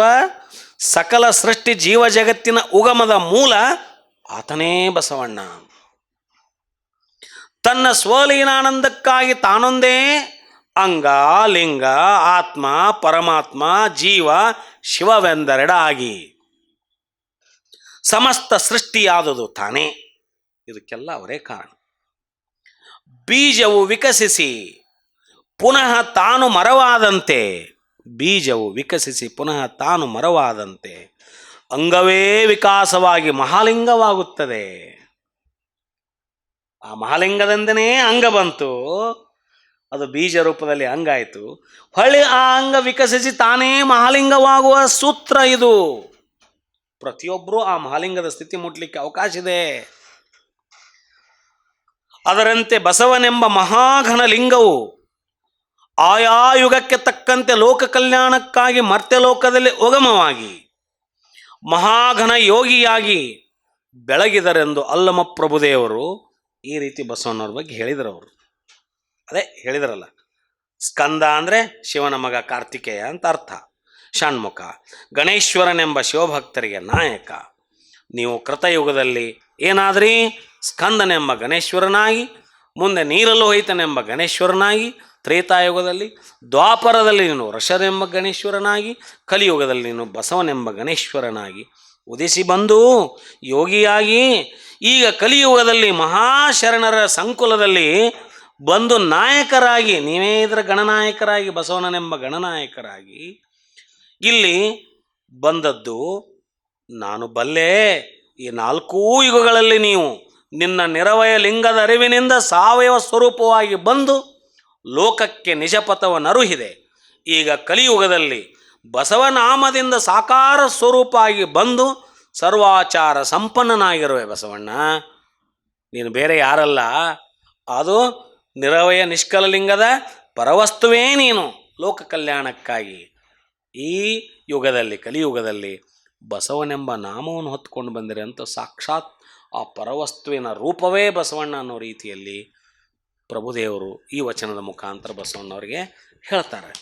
ಹೇಳಿದ ಮೇಲೆ ಮುಂದೆ ಯಾರು? ಬಸವಣ್ಣವರು. ಇಷ್ಟು ಹೇಳಿದ ಮೇಲೆ ಬಸವಣ್ಣವ್ರು ಏನು ಹೇಳಿದರು? ಈ ಮಾತು ಹೇಳಿದ ಮೇಲೆ ಇಲ್ಲಿ ಹೇಳ್ತಾರೆ ಅವರು, ಕಕ್ಷೆ ಕರಸ್ಥಲ ಉತ್ತಮಾಂಗ ಉರ ಸಜ್ಜೆ ಅಂಗಸೋಂಕು ಅಮಳೋಖ್ಯ ಬೆಂಬುದು ನಾನು ಮನದಲ್ಲಿ ಅರಿಯದಂದು. ಬಸವಣ್ಣವ್ರು ಹೇಳಿದ್ರಿ ಹೊಳ್ಳೆ, ಕಕ್ಷೆ ಕರಸ್ಥಲ ಉತ್ತಮಾಂಗ ಉರಸಜ್ಜೆ ಅಂಗಸೋಂಕು ಅಮಳೋಕ್ಯವೆಂಬುದ ನಾನು ಮನದಲ್ಲಿ ಅರಿಯದಂದು, ತಿಳ್ಕೊಳ್ಳಾರ್ದಂದು. ಭಾವ ನಿರ್ಭಾವವೆಂಬುದನ್ನರಿದು ಆಯತ ಸ್ವಾಯತವ ಮಾಡಲಿಕ್ಕೆ ಬಂದ ಪದಾರ್ಥವು ಲಿಂಗಮುಖದಲ್ಲಿ ಅರ್ಪಿತವಾಗದೆಂದು, ಜಂಗಮ ಮುಖದಲ್ಲಿ ಬಂದ ಪದಾರ್ಥವಲ್ಲದೆ ಅರ್ಪಿತವಾಗದೆಂದು ಹೇಳ್ತಾರೆ ಅವರು.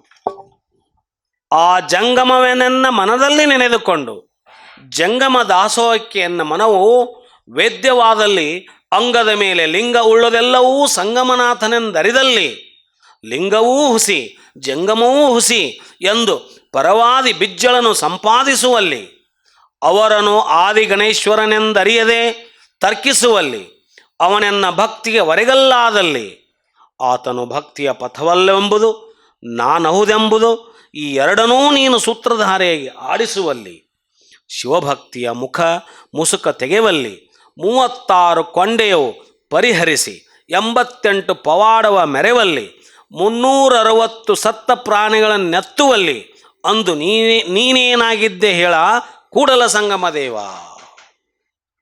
ಇದೊಂದು ಬಹಳ ವಿಶಿಷ್ಟವಾಗಿರ್ತಕ್ಕಂಥ ವಚನ ಇದು.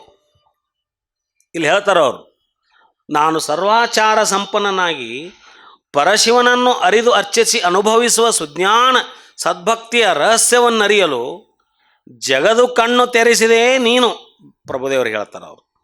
ಇಂಥ ನೀವ ಇಲ್ಲದ ಎಲ್ಲದಕ್ಕೂ ಕಾರಣೀಭೂತರಾದಾಗ ಇಲ್ಲಿ ಹೇಳ್ತಾರೆ ಅವರು, ಕಕ್ಷೆ ಹೌದಾ, ಕರಸ್ಥಲ ಉತ್ತಮಾಂಗ ಉರಸಜ್ಜೆ ಅಂಗಸೋಂಕು ಅಮಲೋಕ್ಯವೆಂಬುದು ನಾನು ಮನದಲ್ಲಿ ಅರಿಯದಂದು. ಏನು ಮಾಡೋದು ಇದನ್ನು? ಕಕ್ಷೆ ಅಂದರೆ ಬಗಲು, ಹೌದಾ, ತೋಳು. ಉತ್ತಮಾಂಗ ಅಂದರೆ ಶಿರಸ್ಥಲ, ಇಲ್ಲಿ ಕಂಠಸ್ಥಲ. ಉರಸಜ್ಜೆ ಅಂದರೆ ಎದೆ ಭಾಗ, ಎದೆ ಸ್ಥಳ. ಅಂಗಸೋಂಕು ಅಂದರೆ ಶರೀರ ಸಂಬಂಧ, ಇಲ್ಲೇ ಸೈಡರ್ ಹಾಕ್ಕೊಳ್ಳೋದು, ಲಿಂಗ ಹಾಕ್ಕೊಂತೇವಲ್ಲ ನಾವು, ಹಾಂ ಇಲ್ಲೇ. ಅಮಳೋಕ್ಯವೆಂದರೆ ಕಂಠಸ್ಥಲ, ಸಮರಸ ಸ್ಥಳ ಅಂತ ಅರ್ಥ.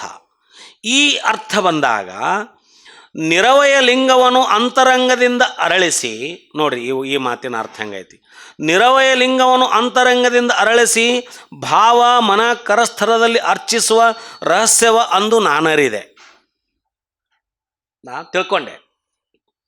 ಆ ಅರಿವಿನ ಇರವಿನ ಕುರುಹನು, ಆ ಒಳಗಿನ ಅಂತರಂಗದ ಜ್ಞಾನದ ಐತಲ್ಲ ಚೈತನ್ಯದ ಕುರುಹನ್ನು, ಇಷ್ಟಲಿಂಗ ಕುರುಹನ್ನು ಅಂಗದ ಆವ ಭಾಗದಲ್ಲಿ ಧರಿಸಬೇಕು ಅಂತ ಚಿಂತೆಗೊಳಪಟ್ರಂಥವ್ರು. ಈ ವಚನದಲ್ಲಿ ನಮ್ಗೆ ಅರ್ಥ ಆಗತ್ತಾ, ಇಷ್ಟಲಿಂಗ ಜನಕ ಬಸವಣ್ಣವರೇ ಅನ್ನೋದು. ಇದನ್ನು ಈ ಲಿಂಗವನ್ನು ಕುರುರೂಪವಾಗಿ ತಂದಂಥ ಲಿಂಗವನ್ನು ಈ ಅಂಗದ ಮೇಲೆ ಯಾವ ಭಾಗದಲ್ಲಿ ಧರಿಸಬೇಕು ಅನ್ನೋ ಆಲೋಚನೆಯಲ್ಲಿ ಬಿದ್ರಂಥವ್ರು. ಹೌದಾ, ಯಾವ ಭಾಗದಲ್ಲಿ ಧರಿಸಬೇಕು, ಯಾವ ಸ್ಥಾನದಲ್ಲಿ ಬೇಡ, ಯಾವ ಭಾಗದಲ್ಲಿ ಧರಿಸಬೇಕು, ಯಾವ ಭಾಗದಲ್ಲಿ ಧರಿಸಬಾರದು ಅಂತ ನಾನು ಆಲೋಚನೆಯಲ್ಲಿದ್ದ ಸಂದರ್ಭದಲ್ಲಿ ತೋಳು, ಕರ, ಶಿರ, ಎದೆ, ಅಂಗದ ಸ್ಪರ್ಶದ ಯಾವುದೇ ಸ್ಥಳ ಅಥವಾ ಕಂಠಸ್ಥಳ ಇವುಗಳಲ್ಲಿ ಯಾವ ಸ್ಥಳದಲ್ಲಿ ಧರಿಸುವುದು ಚಿತವೆಂದು ಅಂದರೆ ಉಚಿತವೆಂದು, ಯಾವ ಸ್ಥಳದಲ್ಲಿ ಶರೀರದ ಮೇಲೆ ಧರಿಸ್ಬೇಕು ಅನ್ನೋದನ್ನು ನಾನು ಮನದ ಸಂಕಲ್ಪ ವಿಕಲ್ಪದಲ್ಲಿ ಸಿಲುಕಿದಾಗ, ಆಲೋಚನೆ ಮಾಡ್ಕೊತ ಕುಂತಾಗ, ನಾನು ಗೊಂದಲಕ್ಕೀಡಾದಾಗ ನೀನೇ ಮನದ ಮುಂದೆ, ಪ್ರಭುದೇವರಿಗೆ ಹೇಳಿದರು, ನೀನೇ ಮನದ ಮುಂದೆ ಆ ಮಹಾಘಣ ಜ್ಞಾನವಾಗಿ ಮಾರ್ಗ ತೋರಿದೆ. ಈ ವಚನದ ಅರ್ಥ ನೋಡ್ರಿ, ತೋರಿ ಮುನ್ನಡೆಸಿದೆ. ಕರಸ್ಥಳದಲ್ಲಿ ಇಟ್ಕೊಂಡು ಪೂಜಾ ಮಾಡೋದು, ಈ ಅಂಗದ ಮೇಲೆ ಲಿಂಗವನ್ನು ಇಲ್ಲಿ ಧರಿಸ್ಬೇಕನ್ನೋ ಜ್ಞಾನವನ್ನು ಎಲ್ಲಿ ನಾನು ಚಿಂತೆ, ಎಲ್ಲಿ ಏನು ಮಾಡ್ಬೇಕನ್ನೋ ಚಿಂತೆ, ಇಷ್ಟಲಿಂಗವನ್ನು ಏನೋ ಕುರು ಮಾಡ್ಬೇಕಂತ ಆಲೋಚನೆ ಬಂತು. ಬಂದ ಮೇಲೆ ಅಂಗದ ಮೇಲೆ ಇದನ್ನು ಎಲ್ಲಿ ಧರಿಸ್ಬೇಕನ್ನೋ ಆಲೋಚನೆ ಇದ್ದಾಗ ನೀನೇ ನನ್ನ ಮುಂದೆ ನಿಂತು ಆ ಜ್ಞಾನವನ್ನು ಅರುಹಿದೆ, ಆ ಮಾರ್ಗವನ್ನು ತೋರಿದೆ. ಭಾವ ನಿರ್ಭಾವ ಎಂಬುದನ್ನು ಅರಿದು ಆಯತ ಸ್ವಾಯತವ ಮಾಡಲಿಕ್ಕೆ ಬಂದ ಪದಾರ್ಥವ ಲಿಂಗ ಮುಖದಲ್ಲಿ ಅರ್ಪಿತವಾಗದೆಂದು, ಜಂಗಮ ಮುಖದಲ್ಲಿ ಬಂದ ಪದಾರ್ಥವಲ್ಲದೆ ಅರ್ಪಿತವಾಗದೆಂದು. ಇದು ವಚನ, ಅದೇ ವಚನದ ಸಾಲು. ಭಾವದ ಬಯಕೆ ಜಾತಿ, ವರ್ಣ, ಆಶ್ರಮ, ಕುಲ, ಗೋತ್ರ, ನಾಮಗಳೆಂಬ ಷಡ್ಭ್ರಮೆಗಳ ಅಳಿದು ಶಿವಭಾವ ನೆಲೆಗೊಂಡಲ್ಲಿ ನಿರ್ಭಾವವಾಗುವುದೆಂದರೆ ಅರಿದೆ. ಇವನ್ನೆಲ್ಲ ತೆಗೆದು ನಾವು ಶಿವಭಾವವನ್ನು ಒಳಗೊಂಡಾಗ ಮಾತ್ರ ನಿರ್ಭಾವಕ್ಕೆ ಬರ್ತೇನೆ ಅನ್ನೋ ಜ್ಞಾನ ಬಂತು ನನಗೆ, ಹೇಳಿದರು ಅವರು. ಜ್ಞಾನ ಬಂತು, ಅರಿದೆ. ಅವಾಗ ಅಂಗದ ಮೇಲೆ ಧರಿಸಿ ಅಂಗೈಯಲ್ಲಿ ಅರ್ಚಿಸುವ ಆಯತಲಿಂಗ, ಮನದ ಪ್ರಾಣದ ಮೇಲೆ ಅರಿವಾಗಿ ಅಳವಡಿಸಿ ಧ್ಯಾನದ ಮೂಲಕ ಅರ್ಪಿಸುವ ಸ್ವಾಯತಲಿಂಗ.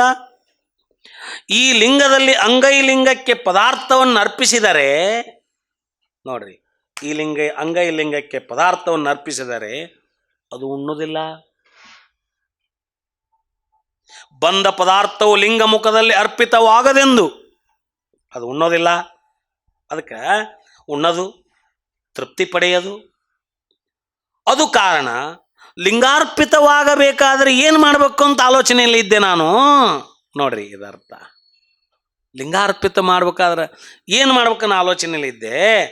ಜಂಗಮ ಮುಖದಿಂದ ಅರ್ಪಿಸದಲ್ಲಿ ಲಿಂಗಾರ್ಪಿತವಾಗುವುದೆಂದು ನಿರ್ಣಯಿಸುವಾಗ, ಆಹೋ ಇದನ್ನು ಈ ರೀತಿ ಲಿಂಗದ ಮುಖವೇ ಜಂಗಮ ಅನ್ನೋ ನಿರ್ಣಯವನ್ನು ಮಾಡೋ ಸಂದರ್ಭದಲ್ಲಿ ಎನ್ನ ಅರಿವಿನ ಇರವು ನೀನೇ ಆಗಿದ್ದೆ ಪ್ರಭುವೆ. ಆ ನಿರ್ಣಯ ಮಾಡುವಾಗ ನಾನು ಆ ಅರಿವಿನ ಇರುವು, ನನ್ನ ಆ ಅರಿವಿನ ಇರು ಏನಿತ್ತಲ್ಲ ಅದು ಬೇರೆ ಯಾರಲ್ಲ, ಅದು ನೀವೇ ಆಗಿದ್ರಿ. ನೋಡ್ರಿ ಅಂತ ಮಾತಿದು. ಇಲ್ಲಿ ಕಿಂಚಿತ್ತು ಅಹಂಕಾರನೇ ಇಲ್ಲ. ಅದನ್ನು ಮತ್ತು ಪ್ರಭುದೇವ್ರ ಮೇಲೆ ಹಾಕಕತ್ತಾರ. ಆ ಜಂಗಮವನ್ನೆನ್ನ ಮನದಲ್ಲಿ ನೆನೆದುಕೊಂಡು, ಅಂಥ ಜಂಗಮನನ್ನ ಮನದಲ್ಲಿ ನೆನೆದುಕೊಂಡು ಆ ಜಂಗಮ ದಾಸೋಹಕ್ಕೆ ಎನ್ನ ಮನವು ವೇದ್ಯವಾದಲ್ಲಿ ಈ ರೀತಿಯಾಗಿ ಜಂಗಮ ಮುಖದ ಮೂಲಕ ಲಿಂಗ ತೃಪ್ತಿಗೈಯಲು, ಹೌದಾ, ಅನುಭವಿ ಶರಣರೂಪಿ ಜಂಗಮವ ನಾನು ಮನದಲ್ಲಿ ನೆನೆದುಕೊಂಡೆ. ಶರಣರೂಪಿ ಜಂಗಮವೆನಗೆ ಲಭಿಸಿತ್ತು. ಅಂದರೆ ಅಸಂಖ್ಯಾತ ಶರಣ ಸಂಕುಲದ ಜಂಗಮ ರೂಪ ನನಗೆ ಲಭಿಸಿತ್ತು. ಭಕ್ತಿಯ ಭರದಲ್ಲಿ ಜಂಗಮ ದಾಸೋಹಕ್ಕೆ ನಾನು ಅರ್ಪಿತನಾದೆ. ಇಂತಿ ನಿಜವನ್ನರಿದಾಗ, ಆ ನಿಜವನ್ನು ನಾನು ಅರ್ಥಕೊಂಡಾಗ, ನೀನೇ ಮನದಲ್ಲಿ ಅವಾಗ ಅರ್ಥಕೊಂಡಾಗ, ಮತ್ತು ಬೇರೆ ಯಾರಿದ್ದಿಲ್ಲ ನನ್ನ ಮನದೊಳಗೆ, ನೀನೇ ಮನದಲ್ಲಿ ಮಹಾಘನವಾಗಿದ್ದು ನನ್ನನ್ನು ಮುನ್ನಡೆಸಿದೆ. ಚಂಚಲತ್ತು ಬರದ ರೀತಿಯಲ್ಲಿ ನನ್ನ ಮನವನ್ನು ಗಟ್ಟಿಗೊಳಿಸಿ ನನ್ನನ್ನು ಮುನ್ನಡೆಸಿದವ ಯಾರು ಅಂದರೆ ನೀನೇ ಅಪ್ಪ. ಪ್ರಭುದೇವರಿಗೆ ಹೇಳಕತ್ತಾರ ಬಸವಣ್ಣವ್ರು. ಅಂಗದ ಮೇಲೆ ಲಿಂಗ ಉಳ್ಳದೆಲ್ಲ ಸಂಗಮನಾಥನೆಂದರಿದಲ್ಲಿ ಅರಿವಿನ ಆಚಾರ ಅಂಗದಲ್ಲಿ ಅಳವಟ್ಟು ಅಂಗದ ಮೇಲೆ ಲಿಂಗವ ಧರಿಸಿದ ನಿಜ ಭಕ್ತರೆಲ್ಲ ಸಾಕ್ಷಾತ್ ಕೂಡಲ ಸಂಗಮನ ಆ ಪರವಸ್ತುವೇ ಎಂಬ ಭಾವವನ್ನು ನಾನು ಅರಿದಾಗ, ಆ ಅರಿವಿನ ಇರುವು, ಆ ಅರಿವು ನನ್ನಲ್ಲಿ ಬಂದಿತ್ತಂದ್ರೆ ಅದಕ್ಕೆ ಬೇರೆ ಯಾರ ಕಾರಣ ಅಲ್ಲ, ಆ ಅರಿವಿನಲ್ಲಿ ನೀನೇ ಇದ್ದೆಯಪ್ಪ. ಪ್ರಭುದೇವರಿಗೆ ಹೇಳಕತ್ತರವ್ರು. ಲಿಂಗವು ಹುಸಿ, ಜಂಗಮವು ಹುಸಿ ಎಂದು ಪರವಾದಿ ಬಿಜ್ಜಳನು ಸಂಪಾದಿಸುವಲ್ಲಿ, ಬಿಜ್ಜಳಗ ಮತ್ತು ಬಸವಣ್ಣವರಿಗೆ ಈ ತಾತ್ವಿಕ ವಿರೋಧ ಬಂದಾಗ, ಕರ ಮನ ಭಾವದ ಲಿಂಗವು ಇದು ಹುಸಿ ಅಂತ ಬಿಜ್ಜಳ ವಾದ ಮಾಡುವ ಹೊತ್ನ್ಯಾಗ, ಹೌದಾ, ಆ ಲಿಂಗದ ನಿಜದ ಇರವು ಜಂಗಮವೆಂಬುದು ಹುಸಿ ಅಂತ ಮತ್ತು ವಾದ ಮಾಡಿದಾಗ, ಶಿವಪಥಕ್ಕೆ ಅನ್ಯವಾದ ಬಿಜ್ಜಳ ರಾಜನನ್ನು ವಾದಿಸುತ್ತುವ ಸಂದರ್ಭದಲ್ಲಿ ನನ್ನ ಜೊತೆಗೆ, ಏನು ಬಸವಣ್ಣ ನೀನು ಲಿಂಗಂತಿ ಜಂಗಮಂತಿ ಏನಿದು, ಈ ಶಿವಪಥ ಇದು ಅನ್ಯವಾದ, ಶಿವಪಥಕ್ಕೆ ಅನ್ಯವಾಗಿರ್ತಕ್ಕಂಥ ಬಿಜ್ಜಳರಸ ನನ್ನ ಜೊತೆ ವಾದಕ್ಕೆ ನಿಂತಾಗ, ಆಗ ಆ ವಾದವ ಸಮರ್ಥವಾಗಿ ಎದುರಿಸಿ ನಾನು ಜಯ ಸಾಧಿಸಿದ್ದೆ. ಬಿಜ್ಜಳನ ಜೊತೆಗೆ ಕನ್ವಿನ್ಸ್ ಮಾಡ್ಬೇಕಲ್ಲ. ಬಿಜ್ಜಳ ಶುರುವಾತಿಗೆ ಮತ್ತು ಬಿಜ್ಜಳ ಕ್ವಶನ್ ಮಾಡವನ ಏನು ಮಾಡಾಕತ್ತಾರೆ, ಇದನ್ನು ರಾಜ್ಯದೊಳಗೆ ಹೊಸದೇನೋ ಮಾಡಾಕತ್ತಿರಲಿಲ್ಲ ಅಂತಂದಾಗ ಬಿಜ್ಜಳನನ್ನು ಕನ್ವಿನ್ಸ್ ಮಾಡುವ ಈ ಚರ್ಚೆಯಲ್ಲಿ, ಆ ವಾದದಲ್ಲಿ ನಾನು ಜಯ ಸಾಧಿಸಿದ್ದೆ. ಆ ಗೆಲುವಿನ ಅರಿವಿನ ಇರವು ನೀನೇ ಆಗಿದ್ದೆಯ್ಯ. ಯಾರಿಗೆ ಹೇಳಿದರು? ಪ್ರಭುದೇವರಿಗೆ ಹೇಳಿದರು. ಅವರನ್ನು ಆದಿ ಗಣೇಶ್ವರನೆಂದರಿಯದೆ ತರ್ಕಿಸುವಲ್ಲಿ, ಆ ಮಹಾಶರಣರನ್ನು ಆದಿ ಎನಿಸುವ ಮಹಾಘನ ಲಿಂಗದಿಂದ ಬಂದವರಾದ ಕಾರಣ ಅವರು ಆದಿ ಶರಣಗಣಗಳೆಂದರಿಯದೆ ಬಿಜ್ಜಳ ರಾಜ ತರ್ಕವ ಮಾಡಿ ನೋಡುತ್ತಿದ್ದ. ಆ ಶರಣ ಸಂಕುಲವನ್ನು ತರ್ಕವ ಮಾಡಿ ನೋಡುತ್ತಿದ್ದ. ಆ ತರ್ಕದಲ್ಲಿ ಗೆಲುವು ಪಡೆದು ಇಷ್ಟು ಮಂದಿನ ಇಟ್ಕೊಂಡು ಕುಂತ್ಬಿಟ್ರಿ, ಏನು ಮಾಡಾಕತ್ತೀರಿ, ರಾಜ್ಯದೊಳಗೆ ಲಕ್ಷದ ಮೇಲೆ 96,000 ಜನರನ್ನು ಬರೀ ಲಿಂಗ ಪೂಜೆ ಮಾಡ್ಕೊಂಡು ಕುಂದ್ರಿಸ್ಬಿಟ್ರಿ ಏನಂತ ಅಂದಿರ್ಬೇಕು ಅವ ರಾಜ. ಅವಾಗ ಕ್ವಶನ್ ಮಾಡಿರ್ಬೇಕವ, ಏನು ನಡೆದೈತಿ ಇಲ್ಲಿ ರಾಜ್ಯದೊಳಗೆ ಅಂತ ಕ್ವಶನ್ ಮಾಡಿ ತರ್ಕವ ನೋಡುತ್ತಿದ್ದನು. ಬಿಜ್ಜಳ ರಾಜ ತರ್ಕವ ಮಾಡಿ ನೋಡುತ್ತಿದ್ದನು.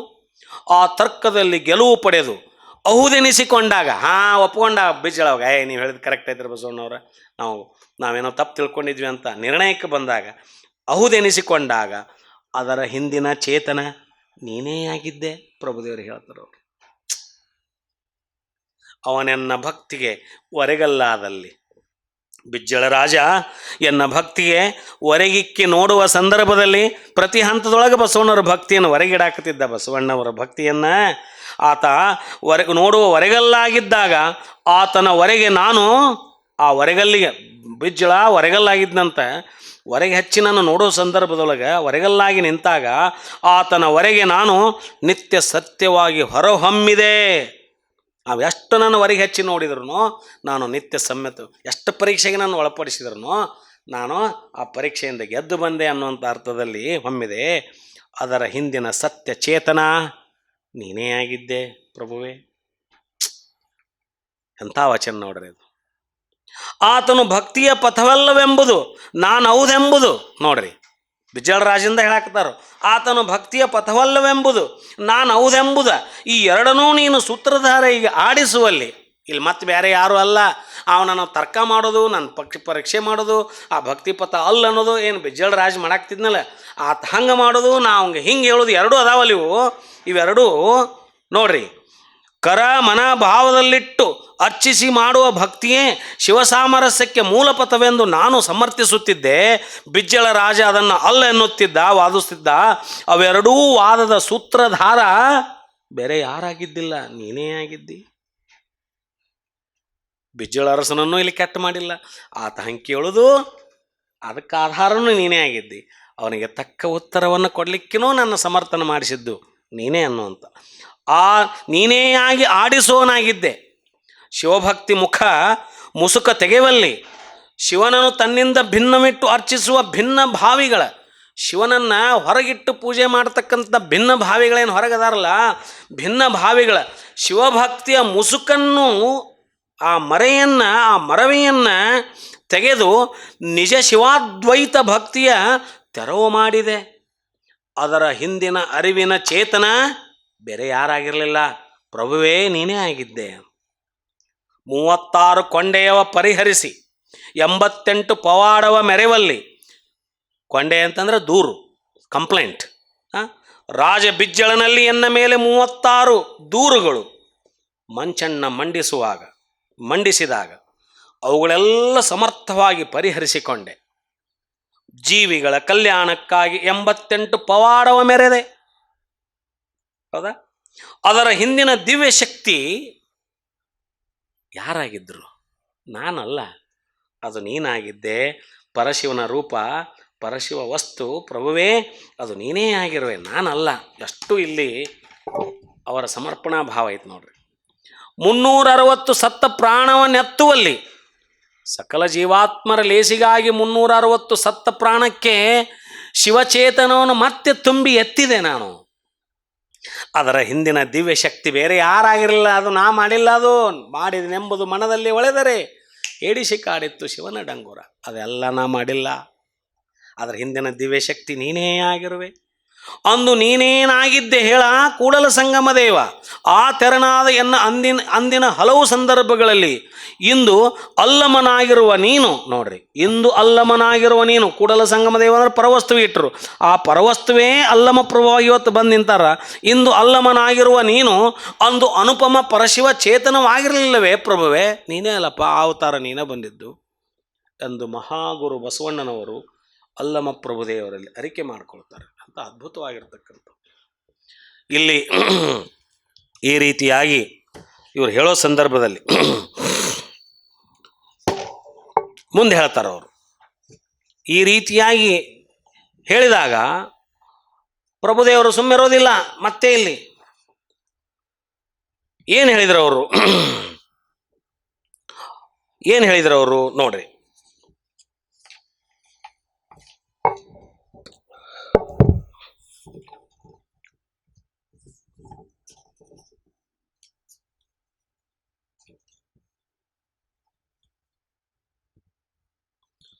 ಈ ರೀತಿಯಾಗಿ ಹೇಳ್ತಾ ಅವರು ಅಂಗದ ಮೇಲೆ ಲಿಂಗ ಸ್ವಾಯತ್ತವಾಗಿ ಎನ್ನ ಅರಿವಿನ ಕಣ್ಣ ಕತ್ತಲೆಯ ಕಳೆಯಬಲ್ಲರೆ ಅಂಗ ಸಂಸಾರ ಲಿಂಗದಲ್ಲಿ ಅರಿತು ಭಕ್ತನೊಳಗೆ ಇಲ್ಲಿ ಬರ್ತಕ್ಕಂಥದ್ದು ಏನಂತಂದರೆ ಇಲ್ಲಿ ಆದಿ ಗುರುಸ್ಥಳ, ಲಿಂಗಸ್ಥಳ, ಜಂಗಮ ಸ್ಥಳ, ಪ್ರಸಾದಿ ಸ್ಥಳ, ಪಾದೋದಕ ಸ್ಥಳ. ಆದಿ ಗುರುಸ್ಥಳ, ಲಿಂಗಸ್ಥಳ, ಜಂಗಮ ಸ್ಥಳ, ಪ್ರಸಾದಿ ಸ್ಥಳ, ಪಾದೋದಕ ಸ್ಥಳಗಳನ್ನಾರು ಬಲ್ಲರಯ್ಯ. ಆದಿಯ ತೋರಿಸಿದ ಅನಾದಿಯ ನರುಪಿದ ನಾದ ಬಿಂದು ಕಳೆಗಳ ಭೇದಿಸಿ ತೋರಿದ ಹುಟ್ಟುವುದು ಮುಟ್ಟದೇ ತೋರಿದ ಹುಟ್ಟದೇ ಇದ್ದುದ ಮುಟ್ಟಿ ತೋರಿದ ಎನ್ನಂತರಂಗವನೋ ಮಾಡಿ ನಿಜಲಿಂಗವ ನೆಲೆಗೊಳಿಸಿದ ಗುಹೇಶ್ವರನ ಶರಣ ಸಂಗಣ ಬಸವಣ್ಣನಿಂದ ಸಕಲ ಸನುಮತವನ್ ಅರಿದೆನಯ್ಯ ಅಂತ ಇಷ್ಟು ಕೇಳಿದ ಮ್ಯಾಲ ಪ್ರಭುದೇವರು ಬಸವಣ್ಣವ್ರ ಕುರಿತು ಈ ರೀತಿ ಹೇಳಿದರು. ಮತ್ತು ಸುಮ್ಮನೆ ನಿಲ್ಲಿಲ್ಲಲ್ಲಿ ಭಾವುಕರಿಗೆ ಮೂರ್ತಿ ಆರಾಧನೆ ಸಂಸಾರಕ್ಕೆ ಬೀಜ, ಲಿಂಗಾರಾಧನೆ ಭವಕ್ಕೆ ಬೀಜ, ಲಿಂಗ ಸ್ವಾಯತ್ತ ಜಂಗಮವೇ ಪ್ರಾಣಲಿಂಗ. ಇದು ಕಾರಣ ಗುಹೇಶ್ವರ ಸಂಗನ ಬಸವಣ್ಣನ ಮೊರೆಯ ಹೊಕ್ಕು ಬದುಕಿದಿನ ನಾನು ಅಂತಕ್ಕಂಥ ಮಾತನ್ನು 2 ವಚನಗಳನ್ನು ಇಲ್ಲಿ ಅವರಿಗೆ ಹೇಳ್ತಾರೆ. ಅವರು ಏನಂತಂದರೆ, ಗುರು, ಲಿಂಗ, ಜಂಗಮ, ಪ್ರಸಾದ, ಪಾದೋದಕ ಸ್ಥಳಗಳನ್ನು ಯಾರು ತಿಳಿದಿದ್ದರು, ಆದಿ ಅನಾದಿಗಳ ಯಾರು ಅರಿತಿದ್ದರು, ನಾದ ಬಿಂದು ಕಳೆಗಳ ಭೇದವನ್ನು ಯಾರು ಬಲ್ಲರು? ಬಸವಣ್ಣ ಇದೆಲ್ಲವುಗಳ ರಹಸ್ಯ ತೋರಿದ್ದಲ್ಲದೆ ಇವೆಲ್ಲ ತಾನಾಗೇ ನಡೆದವ. ತೋರದಷ್ಟೇ ಅಲ್ಲ, ಅವರು ನಡ್ಕೊಂಡ್ರೆ ಹಾಗೆ. ಹುಟ್ಟಿದ್ದನ್ನು ಸೋಂಕದೆ ಹಣೆಯ ಬರ ನಿನ್ನದೆ ಎಂದು ನೋಡಿ ಹೇಳಿದ, ಹುಟ್ಟದೇ ಇರುವುದನ್ನು ಹಸ್ತಮಸ್ತಕ ಮುಟ್ಟಿ ನೋಡಿಸಿದ, ಅಲ್ಲದೆ ಅಂತರಂಗವ ತೆರಹಿಟ್ಟು ಲಿಂಗವ ನೆಲೆಗೊಳಿಸಿದ ಗುಹೇಶ್ವರನ ಶರಣ ಬಸವಣ್ಣನಿಂದ ಸಕಲವನ್ನೂ ನಾನು ತಿಳಿದೆ ಅಂತಕ್ಕಂಥ ಮಾತನ್ನು ಹೇಳಿ ಮುಂದೆ ಹೇಳ್ತಾರೆ ಅವರು. ಅಪ್ಯಾಯಮಾನವಾಗಿ ಬಸವಣ್ಣವರಿಂದ ಸ್ವಾಯತ್ತ ಲಿಂಗದ ಅರಿತೆ ನಾನು ಅಂತ ವಿವರಿಸೋ ಸಂದರ್ಭದಲ್ಲಿ ಲಿಂಗ ಭಾವಕರಿಗೆ ಮೂರ್ತಿ ಆರಾಧನೆ ಸಂಸಾರಕ್ಕೆ ಬೀಜ, ಲಿಂಗಾರಾಧನೆ ಭವಕ್ಕೆ ಬೀಜ, ಲಿಂಗ ಸ್ವಾಯತ್ತ ಜಂಗಮವೇ ಪ್ರಾಣಲಿಂಗ. ಇದು ಕಾರಣ ಗುಹೇಶ್ವರ ಸಂಗನ ಬಸವಣ್ಣನ ಮೊರೆ ಹೊಕ್ಕು ನಾನು ಬದುಕಿದೆನು ಅಂತಂದರೆ, ಅಲ್ಲಮರು ಈ ರೀತಿ ಬಸವಣ್ಣವ್ರ ಕುರಿತು ಸ್ತೋತ್ರ ಮಾಡಿ ಮೂರ್ತಿ ಪೂಜೆಗಿಂತ ಲಿಂಗ ಪೂಜೆಗಿಂತ ಲಿಂಗ ಸ್ವಾಯತ್ತ ಜಂಗಮ ಪೂಜೆಯೇ ಭವರಹಿತವೆಂದು ನುಡಿದಾಗ, ನೋಡ್ರಿ, ಜಂಗಮ ಪೂಜೆನೇ ಈ ಸಮಾಜ ಪೂಜೆನೇ, ಈ ಸಮಾಜದಲ್ಲಿರ್ತಕ್ಕಂಥ ಸಕಲ ಚೇತನರನ್ನೇ ನಾವು ಪೂಜಿಸೋದರಿಂದ ಗೌರವಿಸೋದರಿಂದ ಬಸವಣ್ಣವ್ರು ಅದನ್ನು ಮಾಡಿದರು. ಬಸವಣ್ಣವ್ರು ಏನು ಮಾಡಿದರು? ಸಕಲ ಸಮಸ್ತ ಶರಣ ಸಂಕುಲವನ್ನು ಪೂಜೆ ಮಾಡಿದರು, ಲಿಂಗ ಪೂಜೆನೂ ಮಾಡಿದರು, ಅದರ ಜೊತೆ ಜಂಗಮವನ್ನು ಬಿಡಲಿಲ್ಲ. ಈ ರೀತಿಯಾಗಿ ಹೇಳಿದಾಗ ಜಂಗಮ ಪೂಜೆಯೇ ಭವರಹಿತವೆಂದು ನುಡಿದಾಗ ಬಸವಣ್ಣನವರು ಅನುನಯದಿಂದ ಹೀಗೆ ನುಡಿಯುತ್ತಾರೆ. ಲಿಂಗ ಜಂಗಮ ಲಿಂಗವೆಂಬುದು ನನಗೆ ತೋರಿದವರಾರಯ್ಯ. ನೀವೆಲ್ಲ ಹೇಳಿದ್ರೆ ಖರೆ ಲಿಂಗ ಯಾವುದು ಜಂಗಮ ಆದಂತ ನೀವೆಲ್ಲ ಅಂದ್ರಿ, ಆದರೆ ಅದನ್ನು ತೋರಿದವರಾರು? ಲಿಂಗವ ಪೂಜಿಸಿದರೆ ಭವ ಹರಿಯದೆಂದು ಜಂಗಮ ಮುಖ ಲಿಂಗವಾಗಿ ಬಂದು ಶಿಕ್ಷಿಸಿ ರಕ್ಷಿಸಿ ಎನ್ನ ಆದಿ ಅನಾದಿಯ ತೋರಿ ಪ್ರಾಣಲಿಂಗ ಜಂಗಮವೆಂದು ನನಗೆ ಪ್ರತಿಷ್ಠಿಸಿ ತೋರಿದರಾಗಿ ಕೂಡಲ ಸಂಗಮದೇವ ನಿಮ್ಮಿಂದ ನಾನು ಬದುಕಿದೆನೋ ಅಂತಂದು ಪ್ರಭುದೇವರಿಗೆ ಹೇಳಿದರು ಅವರು. ಸ್ವಾಮಿ ಪ್ರಭುಗಳೇ, ನೋಡ್ರಿ, ಲಿಂಗ ಜಂಗಮ ಸಂಬಂಧ ಸಹ್ಯವಾಗುವ ರೀತಿ ಹೇಳಿ ನೀವು ನನ್ನನ್ನು ಸಲಹಿದ್ರಿ. ಲಿಂಗ ಪೂಜೆಯಿಂದ ಜನ್ಮ ಪ್ರಾಪ್ತಿಯೆಂದು ನೀವೇ ಹೇಳಿದಿರಿ.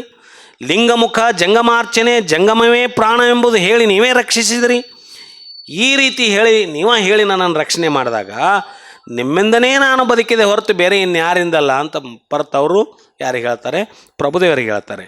ಹೀಗೆ ಬಸವಣ್ಣನವರು ಅಲ್ಲಮ ಪ್ರಭುದೇವರನ್ನು ಸ್ತೋತ್ರ ಮಾಡಿ ಭಾವುಕರಿಗೆ ಮೂರ್ತಿ ಆರಾಧನೆ ಸಂಸಾರಕ್ಕೆ ಜಂಗಮ ಮೂರ್ತಿ ಆರಾಧನೆ ಸಂಸಾರಕ್ಕೆ ಬೀಜ, ಲಿಂಗಾರಾಧನೆ ಭವಕ್ಕೆ ಬೀಜ, ಲಿಂಗ ಸ್ವಾಯತ್ತ ಜಂಗಮವೇ ಪ್ರಾಣಲಿಂಗ. ಇದು ಗುಹೇಶ್ವರ ಸಂಗನ ಬಸವಣ್ಣನ ಮೊರೆ ಹೊಕ್ಕು ಬದುಕಿದೆ ಅಂತ ಅವ್ರು ಹೇಳಿದ ಮೇಲೆ ಹೀಗೆಂದು ಪ್ರಭುದೇವರು ಬಸವರಾಜದೇವರು ಸ್ತೋತ್ರ ಮಾಡಲು ಆ ಬಸವರಾಜದೇವರು ಪ್ರಭುದೇವರೊಡನೆ ನಿಮ್ಮಿಂದ ನಾನು ಸಕಲ ಸನುಮತವನ್ನು ದರಿದೆನು ಭಿನ್ನಂಗೈಯುವ ಪ್ರಸ್ತಾವದ ವಚನ ಅಂದು ಲಿಂಗ ಜಂಗಮ ಲಿಂಗವೆಂಬುದು ನನಗೆ ತೋರಿದವರಾರಯ್ಯ. ಲಿಂಗವ ಪೂಜಿಸಿದರೆ ಭವರಿದೆಂದು ಜಂಗಮ ಮುಖ ಲಿಂಗವಾಗಿ ಬಂದು ಶಿಕ್ಷಿಸಿ ರಕ್ಷಿಸಿ ಎನ್ನ ಆದಿ ಅನಾದಿಯ ತೋರಿ ಪ್ರಾಣಲಿಂಗ ಜಂಗಮವೆಂದು ನನಗೆ ಪ್ರತಿಷ್ಠಿಸಿ ತೋರಿದರಾಗಿ ಕೂಡಲ ಸಂಗಮದೇವ ನಿಮ್ಮೆಂದ ನಾನು ಬದುಕಿದೆನು ಕಾಣ ಪ್ರಭುವೇ ಅನ್ನುವಂಥ ಮಾತನ್ನು ಕೊನೆಗೆ ಯಾರು ಹೇಳಿದರು? ಬಸವಣ್ಣವರು ಪ್ರಭುದೇವರಿಗೆ ಹೇಳಿದಾಗ ಆ ರೀತಿಯಾಗಿ ಹೇಳಿದ ನಂತರ ಇಲ್ಲಿಗೆ ಅವರೇನು ಹೇಳಿದರು, ಈ ರೀತಿಯಾಗಿ ಬಸವಣ್ಣನವರು ಅಲ್ಲಮ ಪ್ರಭುದೇವರು ಪರಸ್ಪರರಲ್ಲಿ ಪರಶಿವ ಸ್ವರೂಪವನ್ನೇ ಕಂಡು ಅವರಿಬ್ಬರೂ ಪರಸ್ಪರ ಪರಶಿವ ರೂಪವನ್ನು ಕಂಡುಕೊಂಡಿದ್ರು. ಇಬ್ಬರು ಭಾವ ಹೆಂಗಿತ್ತಂದ್ರೆ, ಪ್ರಭುದೇವರ ಮನದಲ್ಲಿ ಭಾವದಲ್ಲಿ ಬಸವೇಶ್ವರರು ಪರವಸ್ತುವಿನ ರೂಪ, ಬಸವಣ್ಣನವರ ಭಾವದಲ್ಲಿ ಪ್ರಭುದೇವರು ಪರವಸ್ತುವಿನ ರೂಪ. ಪರಸ್ಪರ ಅವರು ಪರವಸ್ತುವಿನ ಸ್ವರೂಪವನ್ನು ಕಂಡು ಅಹಂಭಾವವನ್ನು ಅಳ್ಕೊಂಡು ದಾಸೋಹಂಭಾವಿಯಾಗಿ ಲೋಕಪೂಜ್ಯರೆನಿಸಿದರು. ನಿಜ ಶರಣರ ನಿಜಾಚರಣೆಯೇ ಇರುಹನ್ನು ಅರುಹಿದರು. ಆ ಕಾರಣ ಮಹಾಗುರು ಬಸವಣ್ಣ ಮತ್ತು ಮಹಾಶರಣ ಪ್ರಭುದೇವ ಉಭಯರು ನಿರವಯ ಪರಶಿವನ ಸಾಕಾರ ಸ್ವರೂಪವಾಗಿ ಬೆಳಗಿದರು. ಇಲ್ಲಿ ಯಾರು ದೊಡ್ಡವರು ಯಾರು ಅನ್ನೋದು ಪ್ರಶ್ನೆ ಇಲ್ಲ. ಇಬ್ಬರು ಆ ನಿರವಯ ಸ್ವರೂಪದ ಪರಶಿವನ ಸಾಕಾರ ಸ್ವರೂಪವಾಗಿ ಅವರು ಆ ಮಹಾಮನೆಯ ಅಂಗಳದಲ್ಲಿ ಆ ಶರಣ ಸಮಸ್ತ ಸಂಕುಲದ ನಡುವೆ ಅವರಿಬ್ಬರು ಬೆಳಗಿದರು ಅಂತಕ್ಕಂಥ ಈ ತೆರನಾಗಿ ಪ್ರಭುದೇವರು ಬಸವರಾಜ ದೇವರ ಬಯಲ ನಿಲುವಿನ ನಿರೂಪಿಸುವ ಬಸವರಾಜ ದೇವರ ಶೂನ್ಯ ಸಂಪಾದನೆ ರಹಸ್ಯವು ಇಲ್ಲಿ ಏನಾಯ್ತು, ಸಮಾಪ್ತಿಯಾಯಿತು. ಎಂತೀ ಶ್ರೀಮತ್ ಸಕಲಗಣ ಪುರಾತನರೋಳ್ ಪ್ರಭುದೇವರು ಮಹಾನುಭಾವ ಸದ್ಗೋಷ್ಠಿಯಂ ಮಾಡಿದ ಶೂನ್ಯ ಸಂಪಾದನೆಯೋಳ್ ಬಸವರಾಜ ದೇವರ ಸಂಪಾದನೆಗಂ ಸಪ್ತಮೋಪದೇಶಮಂ ಸಮಾಪ್ತಂ. ಅಂತೂ ವಚನ 482 ಮಂಗಳ ಮಹಾಶ್ರೀ. ಇಲ್ಲಿಗೆ ಬಸವೇಶ್ವರರ ಸಂಪಾದನೆ ಮುಕ್ತಾಯ ಆಯಿತು. ಮುಂದಿನ ವಾರ ನಾವು ಚನ್ನಬಸವೇಶ್ವರರ ಸಂಪಾದನೆಯನ್ನು ಪ್ರಾರಂಭ ಮಾಡೋಣ. ಸರ್ವರಿಗೂ ಭಕ್ತಿಯ ಶರಣಾರ್ಥಿಗಳು. ಇದುವರೆಗೆ ಡಾಕ್ಟರ್ ಶಂಭು ಹೆಗಡಾಳ್ ಅವರು ಶೂನ್ಯ ಸಂಪಾದನೆ ಅನುಭವ ಮಾಲಿಕೆ 90 ಬಸವೇಶ್ವರ ಸಂಪಾದನೆಯನ್ನು ಕುರಿತು ತಾತ್ವಿಕ ಚಿಂತನೆಯ ಅನುಭವ ದರ್ಶನ, ಒಂದು ಅತ್ಯಂತ ಎತ್ತರ ಮಟ್ಟದಲ್ಲಿ ನಡೆದಂಥ ಇದನ್ನು ಅತ್ಯಂತ ನಾವೆಲ್ಲರೂ ಭಕ್ತಿಯಿಂದ ಮೈಮರೆಯುವ ಹಾಗೆ ನಮ್ಮನ್ನು ಕೂಡ ಅವರ ಎರಡು ಶಕ್ತಿಗಳು ಒಂದಾದದನ್ನು ನಮಗೆಲ್ಲರಿಗೂ ಅನುಭವ ದರ್ಶನ ಮಾಡಿ ದಿವ್ಯ ದರ್ಶನ ಮಾಡಿದ್ದಾರೆ. ಅವರಿಗೆ ಬಸವ ಸಮಿತಿ ಬೆಂಗಳೂರು, ಕಲಬುರಗಿ, ಧಾರವಾಡ ವತಿಯಿಂದ ಅನಂತ ಶರಣಾರ್ಥಿಗಳು.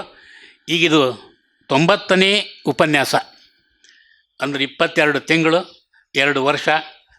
ಜುಲೈ 2024 ಪ್ರಾರಂಭ ಆಗಿದ್ದು. ಒಂದು ಸ್ವಲ್ಪ ಅದನ್ನ ಹಿಂದಿನ ನೆನಪು ಮಾಡ್ಕೊಳ್ಳೋದಾದರೆ 2024 ಮೇ ಜೂನ್ ತಿಂಗಳಿರ್ಬೇಕು, ಜುಲೈಗೆ ಸ್ಟಾರ್ಟ್ ಆಯ್ತು. ನಾವು ನಮ್ಮ ಮುಳ್ಕೂರು ಗುರುಗಳು ಇಬ್ಬರು ಕೂಡಿ ಕಿಟ್ಲ್ ಕಾಲೇಜಿಗೆ ಸರ್ ಹತ್ರ ಹೋಗಿದ್ವಿ. ಹೋದಾಗ ಬೆಂಗಳೂರಿಂದ ನಮ್ಮ ಬೇಲಿಮಠ ಅಜ್ಜವರು ಶೂನ್ಯ ಸಂಪಾದನೆ 32 ಉಪನ್ಯಾಸಗಳನ್ನು ಮಾಡಿದ್ರು. ಆನಂತರ ಕಲಬುರಗಿಯಿಂದ ಗುರುಕರ್ಣ ತ್ರಿವೇದಿಯನ್ನು 1 ತಿಂಗಳನ್ನು ಮಾಡಿದ್ರು. ಹಂಗೆ ನಮ್ಮ ಧಾರವಾಡ ಕೇಂದ್ರದಿಂದ ಏನಾರ ಒಂದು ಇದನ್ನು ಉಪನ್ಯಾಸವನ್ನು ನೀಡಬೇಕು, ತಮ್ಮಿಂದ ಆಗ್ಬೇಕಂತ ಕೇಳ್ಕೊಂತ ಹೋದಾಗ ಅವರು ನಮ್ಮ ಅನ್ಸೂಯಕ ಬಿರದಾರನ್ನು ನೆನೆಸಿದ್ರು. ಅವರು ಶೂನ್ಯ ಸಂಪಾದನೆ ಹೇಳ್ರಿ ಅಂತ ಅನ್ನಕತ್ಯಾರ. ನಾನು ಪ್ರಯತ್ನ ಮಾಡಕತ್ತೀನಿ, ಮಾಡೋಣ. ನಾವೇನು ಮಾಡಿದ್ವಿ, ಏನೋ ಒಂದು ತಿಂಗಳ ಮಟ್ಟಿಗೆ ಹೇಳಿ ಒಂದು ಮಾಡಿದ್ರೆ ವಿಶೇಷ ಉಪನ್ಯಾಸ ಆಗಲಿ ಅನ್ನೋ ಇದನ್ನು ನಾವು ಕೇಳಿದ್ವಿ. ಆದರೆ ಅವರು ನಮಗೀಗ 90 ವಾರಗಳು, ಅದು ಏನು ಇನ್ನೂ ಬರೀ 7ನೇ ಉಪನ್ಯಾಸ, ಇನ್ನೂ 21 ಉಪನ್ಯಾಸ. ಅವ್ರು ಹೋದಾಗ ಏನು ಹೇಳಿದ್ರು ಅಂದ್ರೆ, ಹೇಳೋವ ನಾನಲ್ಲ, ಕೇಳೋರು ನೀವಲ್ಲ, ಅವರು ಶರಣರು ಹೆಂಗೆ ನುಡಿಸ್ತಾ ಹಂಗೆ ನೋಡ್ತೀನಿ. ಅದು 2 ವಾರ ಆಕತಿ 20 ವಾರ ಆಕತಿ ಅಂದರು. ಅದೇ ರೀತಿ ನಡ್ಕೊತ ಬಂದೈತಿ. ಅದಕ್ಕೆ ನನಗೊಂದು ವಚನ ಏನು ನೆನಪಾಗೈತೆ ಅಂದ್ರೆ, ಪ್ರಭುದೇವ್ರು ಹೇಳ್ತಾರೆ ಏನಂದ್ರೆ, ಅರಸುವ ಬಳ್ಳಿ ಕಾಲು ಸುತ್ತಿತೆಂಬಂತೆ, ಬಯಸುವ ಬೈಕೈ ಕೈ ಸಾರದಂತೆ, ಬಡವ ನಿಧಾನವ ನಡೆಹಿ ಕಣ್ಣಂತೆ, ನಾನು ಅರಸುತ್ತ ಬಂದು ಭಾವಕಗಮ್ಯವಾದ ಮೂರ್ತಿಯ ಕಂಡೆ ನೋಡ, ಎನ್ನ ಅರಿವಿನ ಹರಿವ ಕಂಡೆ ನೋಡ, ಎನ್ನ ಒಳಹೊರಗೆ ಎಡೆದರಿಲ್ಲದೆ ತಳತಳಿಸಿ ಹೊಳೆಯುತ್ತಿಪ್ಪ ಅಖಂಡ ಜ್ಯೋತಿಯ ಕಂಡೆ ನೋಡ, ಕುರುಹಳಿದ ಕಲಸ್ತರದ ನಿಬ್ಬೆರಗಿನ ನೋಟದ ಎನ್ನ ಪರಮ ಗುರು ಕೊಂಡು ಬದುಕಿದನು ಕಾಣ ಗುಹೇಶ್ವರ ಅನ್ನೋ ಹಂಗೆ ಆಕೆ ಹೇಳ್ತಾಳೆ, ನೀನೊಲಿದ ಶರಣಂಗೆ ನೀ ಸೀಮ ಸುಖವಯ್ಯ ಅಂಥೇಳಿ 90 ವಾರಗಳ ಕಾಲ ನಾವು ಆ ಸುಖವನ್ನು ಅನುಭವಿಸಿದ್ದೇವೆ. ಇದನ್ನು ಇನ್ನೂ ಬೆಳೀಲಿ ಅಂಥೇಳಿ, ಅವರಿಂದ ಇದು ಹೊರಬೀಳಲಿ ಅಂಥೇಳಿ ಶರಣಾರ್ಥಿ ಹೇಳ್ತಾ, ಇನ್ನು ತಮ್ಮೆಲ್ಲರ ಪರವಾಗಿ ಅವರಿಗೆ ಭಕ್ತಿ ಅನಂತ ಶರಣಾರ್ಥಿ ನಡೆಸ್ತೀನಿ. ಈ ವಚನ ಮಂಗಲ ಮನೀಶ್ ನೂಲಾ ಅವರಿಂದ. ಜಯ ಗುರು ಬಸವಣ್ಣ, ಜಯತು ಜಗದ್ಗುರು ಬಸವಣ್ಣ, ಜಂಗಮ ರೂಪನೆ ಬಸವಣ್ಣ, ಜಗದೋದ್ಧಾರಕ ಬಸವಣ್ಣ, ಕಲ್ಯಾಣ ವಾಸನೆ ಬಸವಣ್ಣ, ಕಾರುಣ್ಯ ಮೂರುತಿ ಬಸವಣ್ಣ, ಕಾಯಕ ಯೋಗಿಯೇ ಬಸವಣ್ಣ, ಕೈವಲ್ಯದಾತನೆ ಬಸವಣ್ಣ. ಜಯ ಗುರು ಬಸವಣ್ಣ, ಜಯತು ಜಗದ್ಗುರು ಬಸವಣ್ಣ, ಜಂಗಮ ರೂಪನೆ ಬಸವಣ್ಣ, ಜಗದೋದ್ಧಾರಕ ಬಸವಣ್ಣ. ನಿರ್ಗುಣ ರೂಪನೆ ಬಸವಣ್ಣ, ನಿಷ್ಕಲ ಲಿಂಗವೇ ಬಸವಣ್ಣ. ಅಕಾರ ಉಕಾರ ಮಕಾರ ಮೂಲದ ಓಂಕಾರ ನೀನೇ ಬಸವಣ್ಣ. ಜಯ ಗುರು ಬಸವಣ್ಣ, ಜಯತು ಜಗದ್ಗುರು ಬಸವಣ್ಣ. ಜಂಗಮ ರೂಪನೆ ಬಸವಣ್ಣ, ಜಗದೋದ್ಧಾರಕ ಬಸವಣ್ಣ. ಪರಮ ಪ್ರಭುವೆ ನೀ ಬಸವಣ್ಣ, ಪತಿತ ಪಾವನನೆ ಬಸವಣ್ಣ. ಭಕ್ತನ ಪ್ರಾಣವೇ ಬಸವಣ್ಣ, ಭವಭಯ ತಾರಕ ಬಸವಣ್ಣ. ಜಯ ಗುರು ಬಸವಣ್ಣ, ಜಯತು ಜಗದ್ಗುರು ಬಸವಣ್ಣ. ಜಂಗಮ ರೂಪನೆ ಬಸವಣ್ಣ, ಜಗದೋದ್ಧಾರಕ ಬಸವಣ್ಣ. ಕಿಂಕರ ನೀನೇ ಬಸವಣ್ಣ, ಶಂಕರ ನೀನೇ ಬಸವಣ್ಣ. ಮಂಕುಮಾನವರ ಮದವನು ಹರಿಸಿದ ಮಹದೇವ ನೀನೇ ಬಸವಣ್ಣ. ಜಯ ಗುರು ಬಸವಣ್ಣ, ಜಯತು ಜಗದ್ಗುರು ಬಸವಣ್ಣ. ಜಂಗಮ ರೂಪನೆ ಬಸವಣ್ಣ, ಜಗದೋದ್ಧಾರಕ ಬಸವಣ್ಣ. ಅಣುವಿನೊಳಗೆ ನೀ ಅಣುವಣ್ಣ, ಮಹದೊಳಗೆ ನೀ ಮಹವಣ್ಣ. ಶರಣರ ಹೃದಯ ನಿವಾಸನೆ ಅಣ್ಣ, ಬೇಗನೆ ಬಾರೈ ಬಸವಣ್ಣ. ಜಯ ಗುರು ಬಸವಣ್ಣ, ಜಯತು ಜಗದ್ಗುರು ಬಸವಣ್ಣ. ಜಂಗಮ ರೂಪನೆ ಬಸವಣ್ಣ, ಜಗದೋದ್ಧಾರಕ ಬಸವಣ್ಣ. ಜಗದೋದ್ಧಾರಕ ಬಸವಣ್ಣ. ಎಲ್ಲರಿಗೂ ಶರಣು ಶರಣ. ಬಸವಾ ಬಸವಾ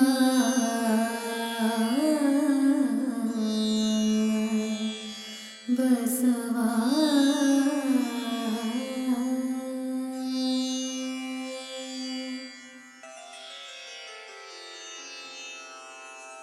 ಹರ ಬಸವಾಯ ನಮಃ, ಪ್ರಭು ಬಸವಾಯ ನಮಃ, ಗುರು ಬಸವಾಯ ನಮಃ, ಲಿಂಗ ಬಸವಾಯ ನಮಃ, ಜಂಗಮ ಬಸವಾಯ ನಮಃ, ಭಸ್ಮ ಬಸವಾಯ ನಮಃ, ರುದ್ರಾಕ್ಷಿ ಬಸವಾಯ ನಮಃ, ಮಂತ್ರ ಬಸವಾಯ ನಮಃ, ಪಾದೋದಕ ಬಸವಾಯ ನಮಃ, ಪ್ರಸಾದ ಬಸವಾಯ ನಮಃ, ಚಿನ್ನಿಧಿ ಬಸವಾಯ ನಮಃ, ಚಿನ್ನಾದ ಬಸವಾಯ ನಮಃ, ಚಿದ್ಬಿಂದು ಬಸವಾಯ ನಮಃ, ಚಿತ್ಕಲ ಬಸವಾಯ ನಮಃ, ಚಿದಂಗ ಬಸವಾಯ ನಮಃ,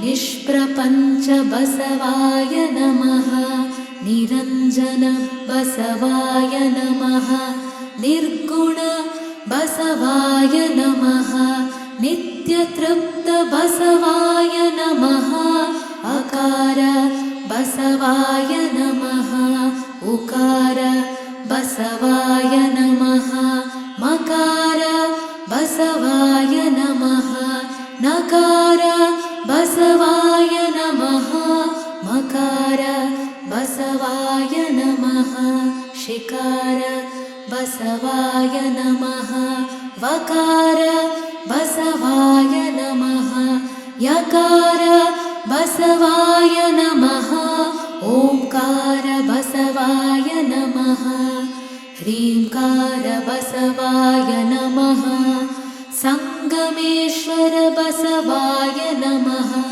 प्रत्यक्ष कपिल सिद्ध मल्लिकार्जुन बसवाय नमो नमः।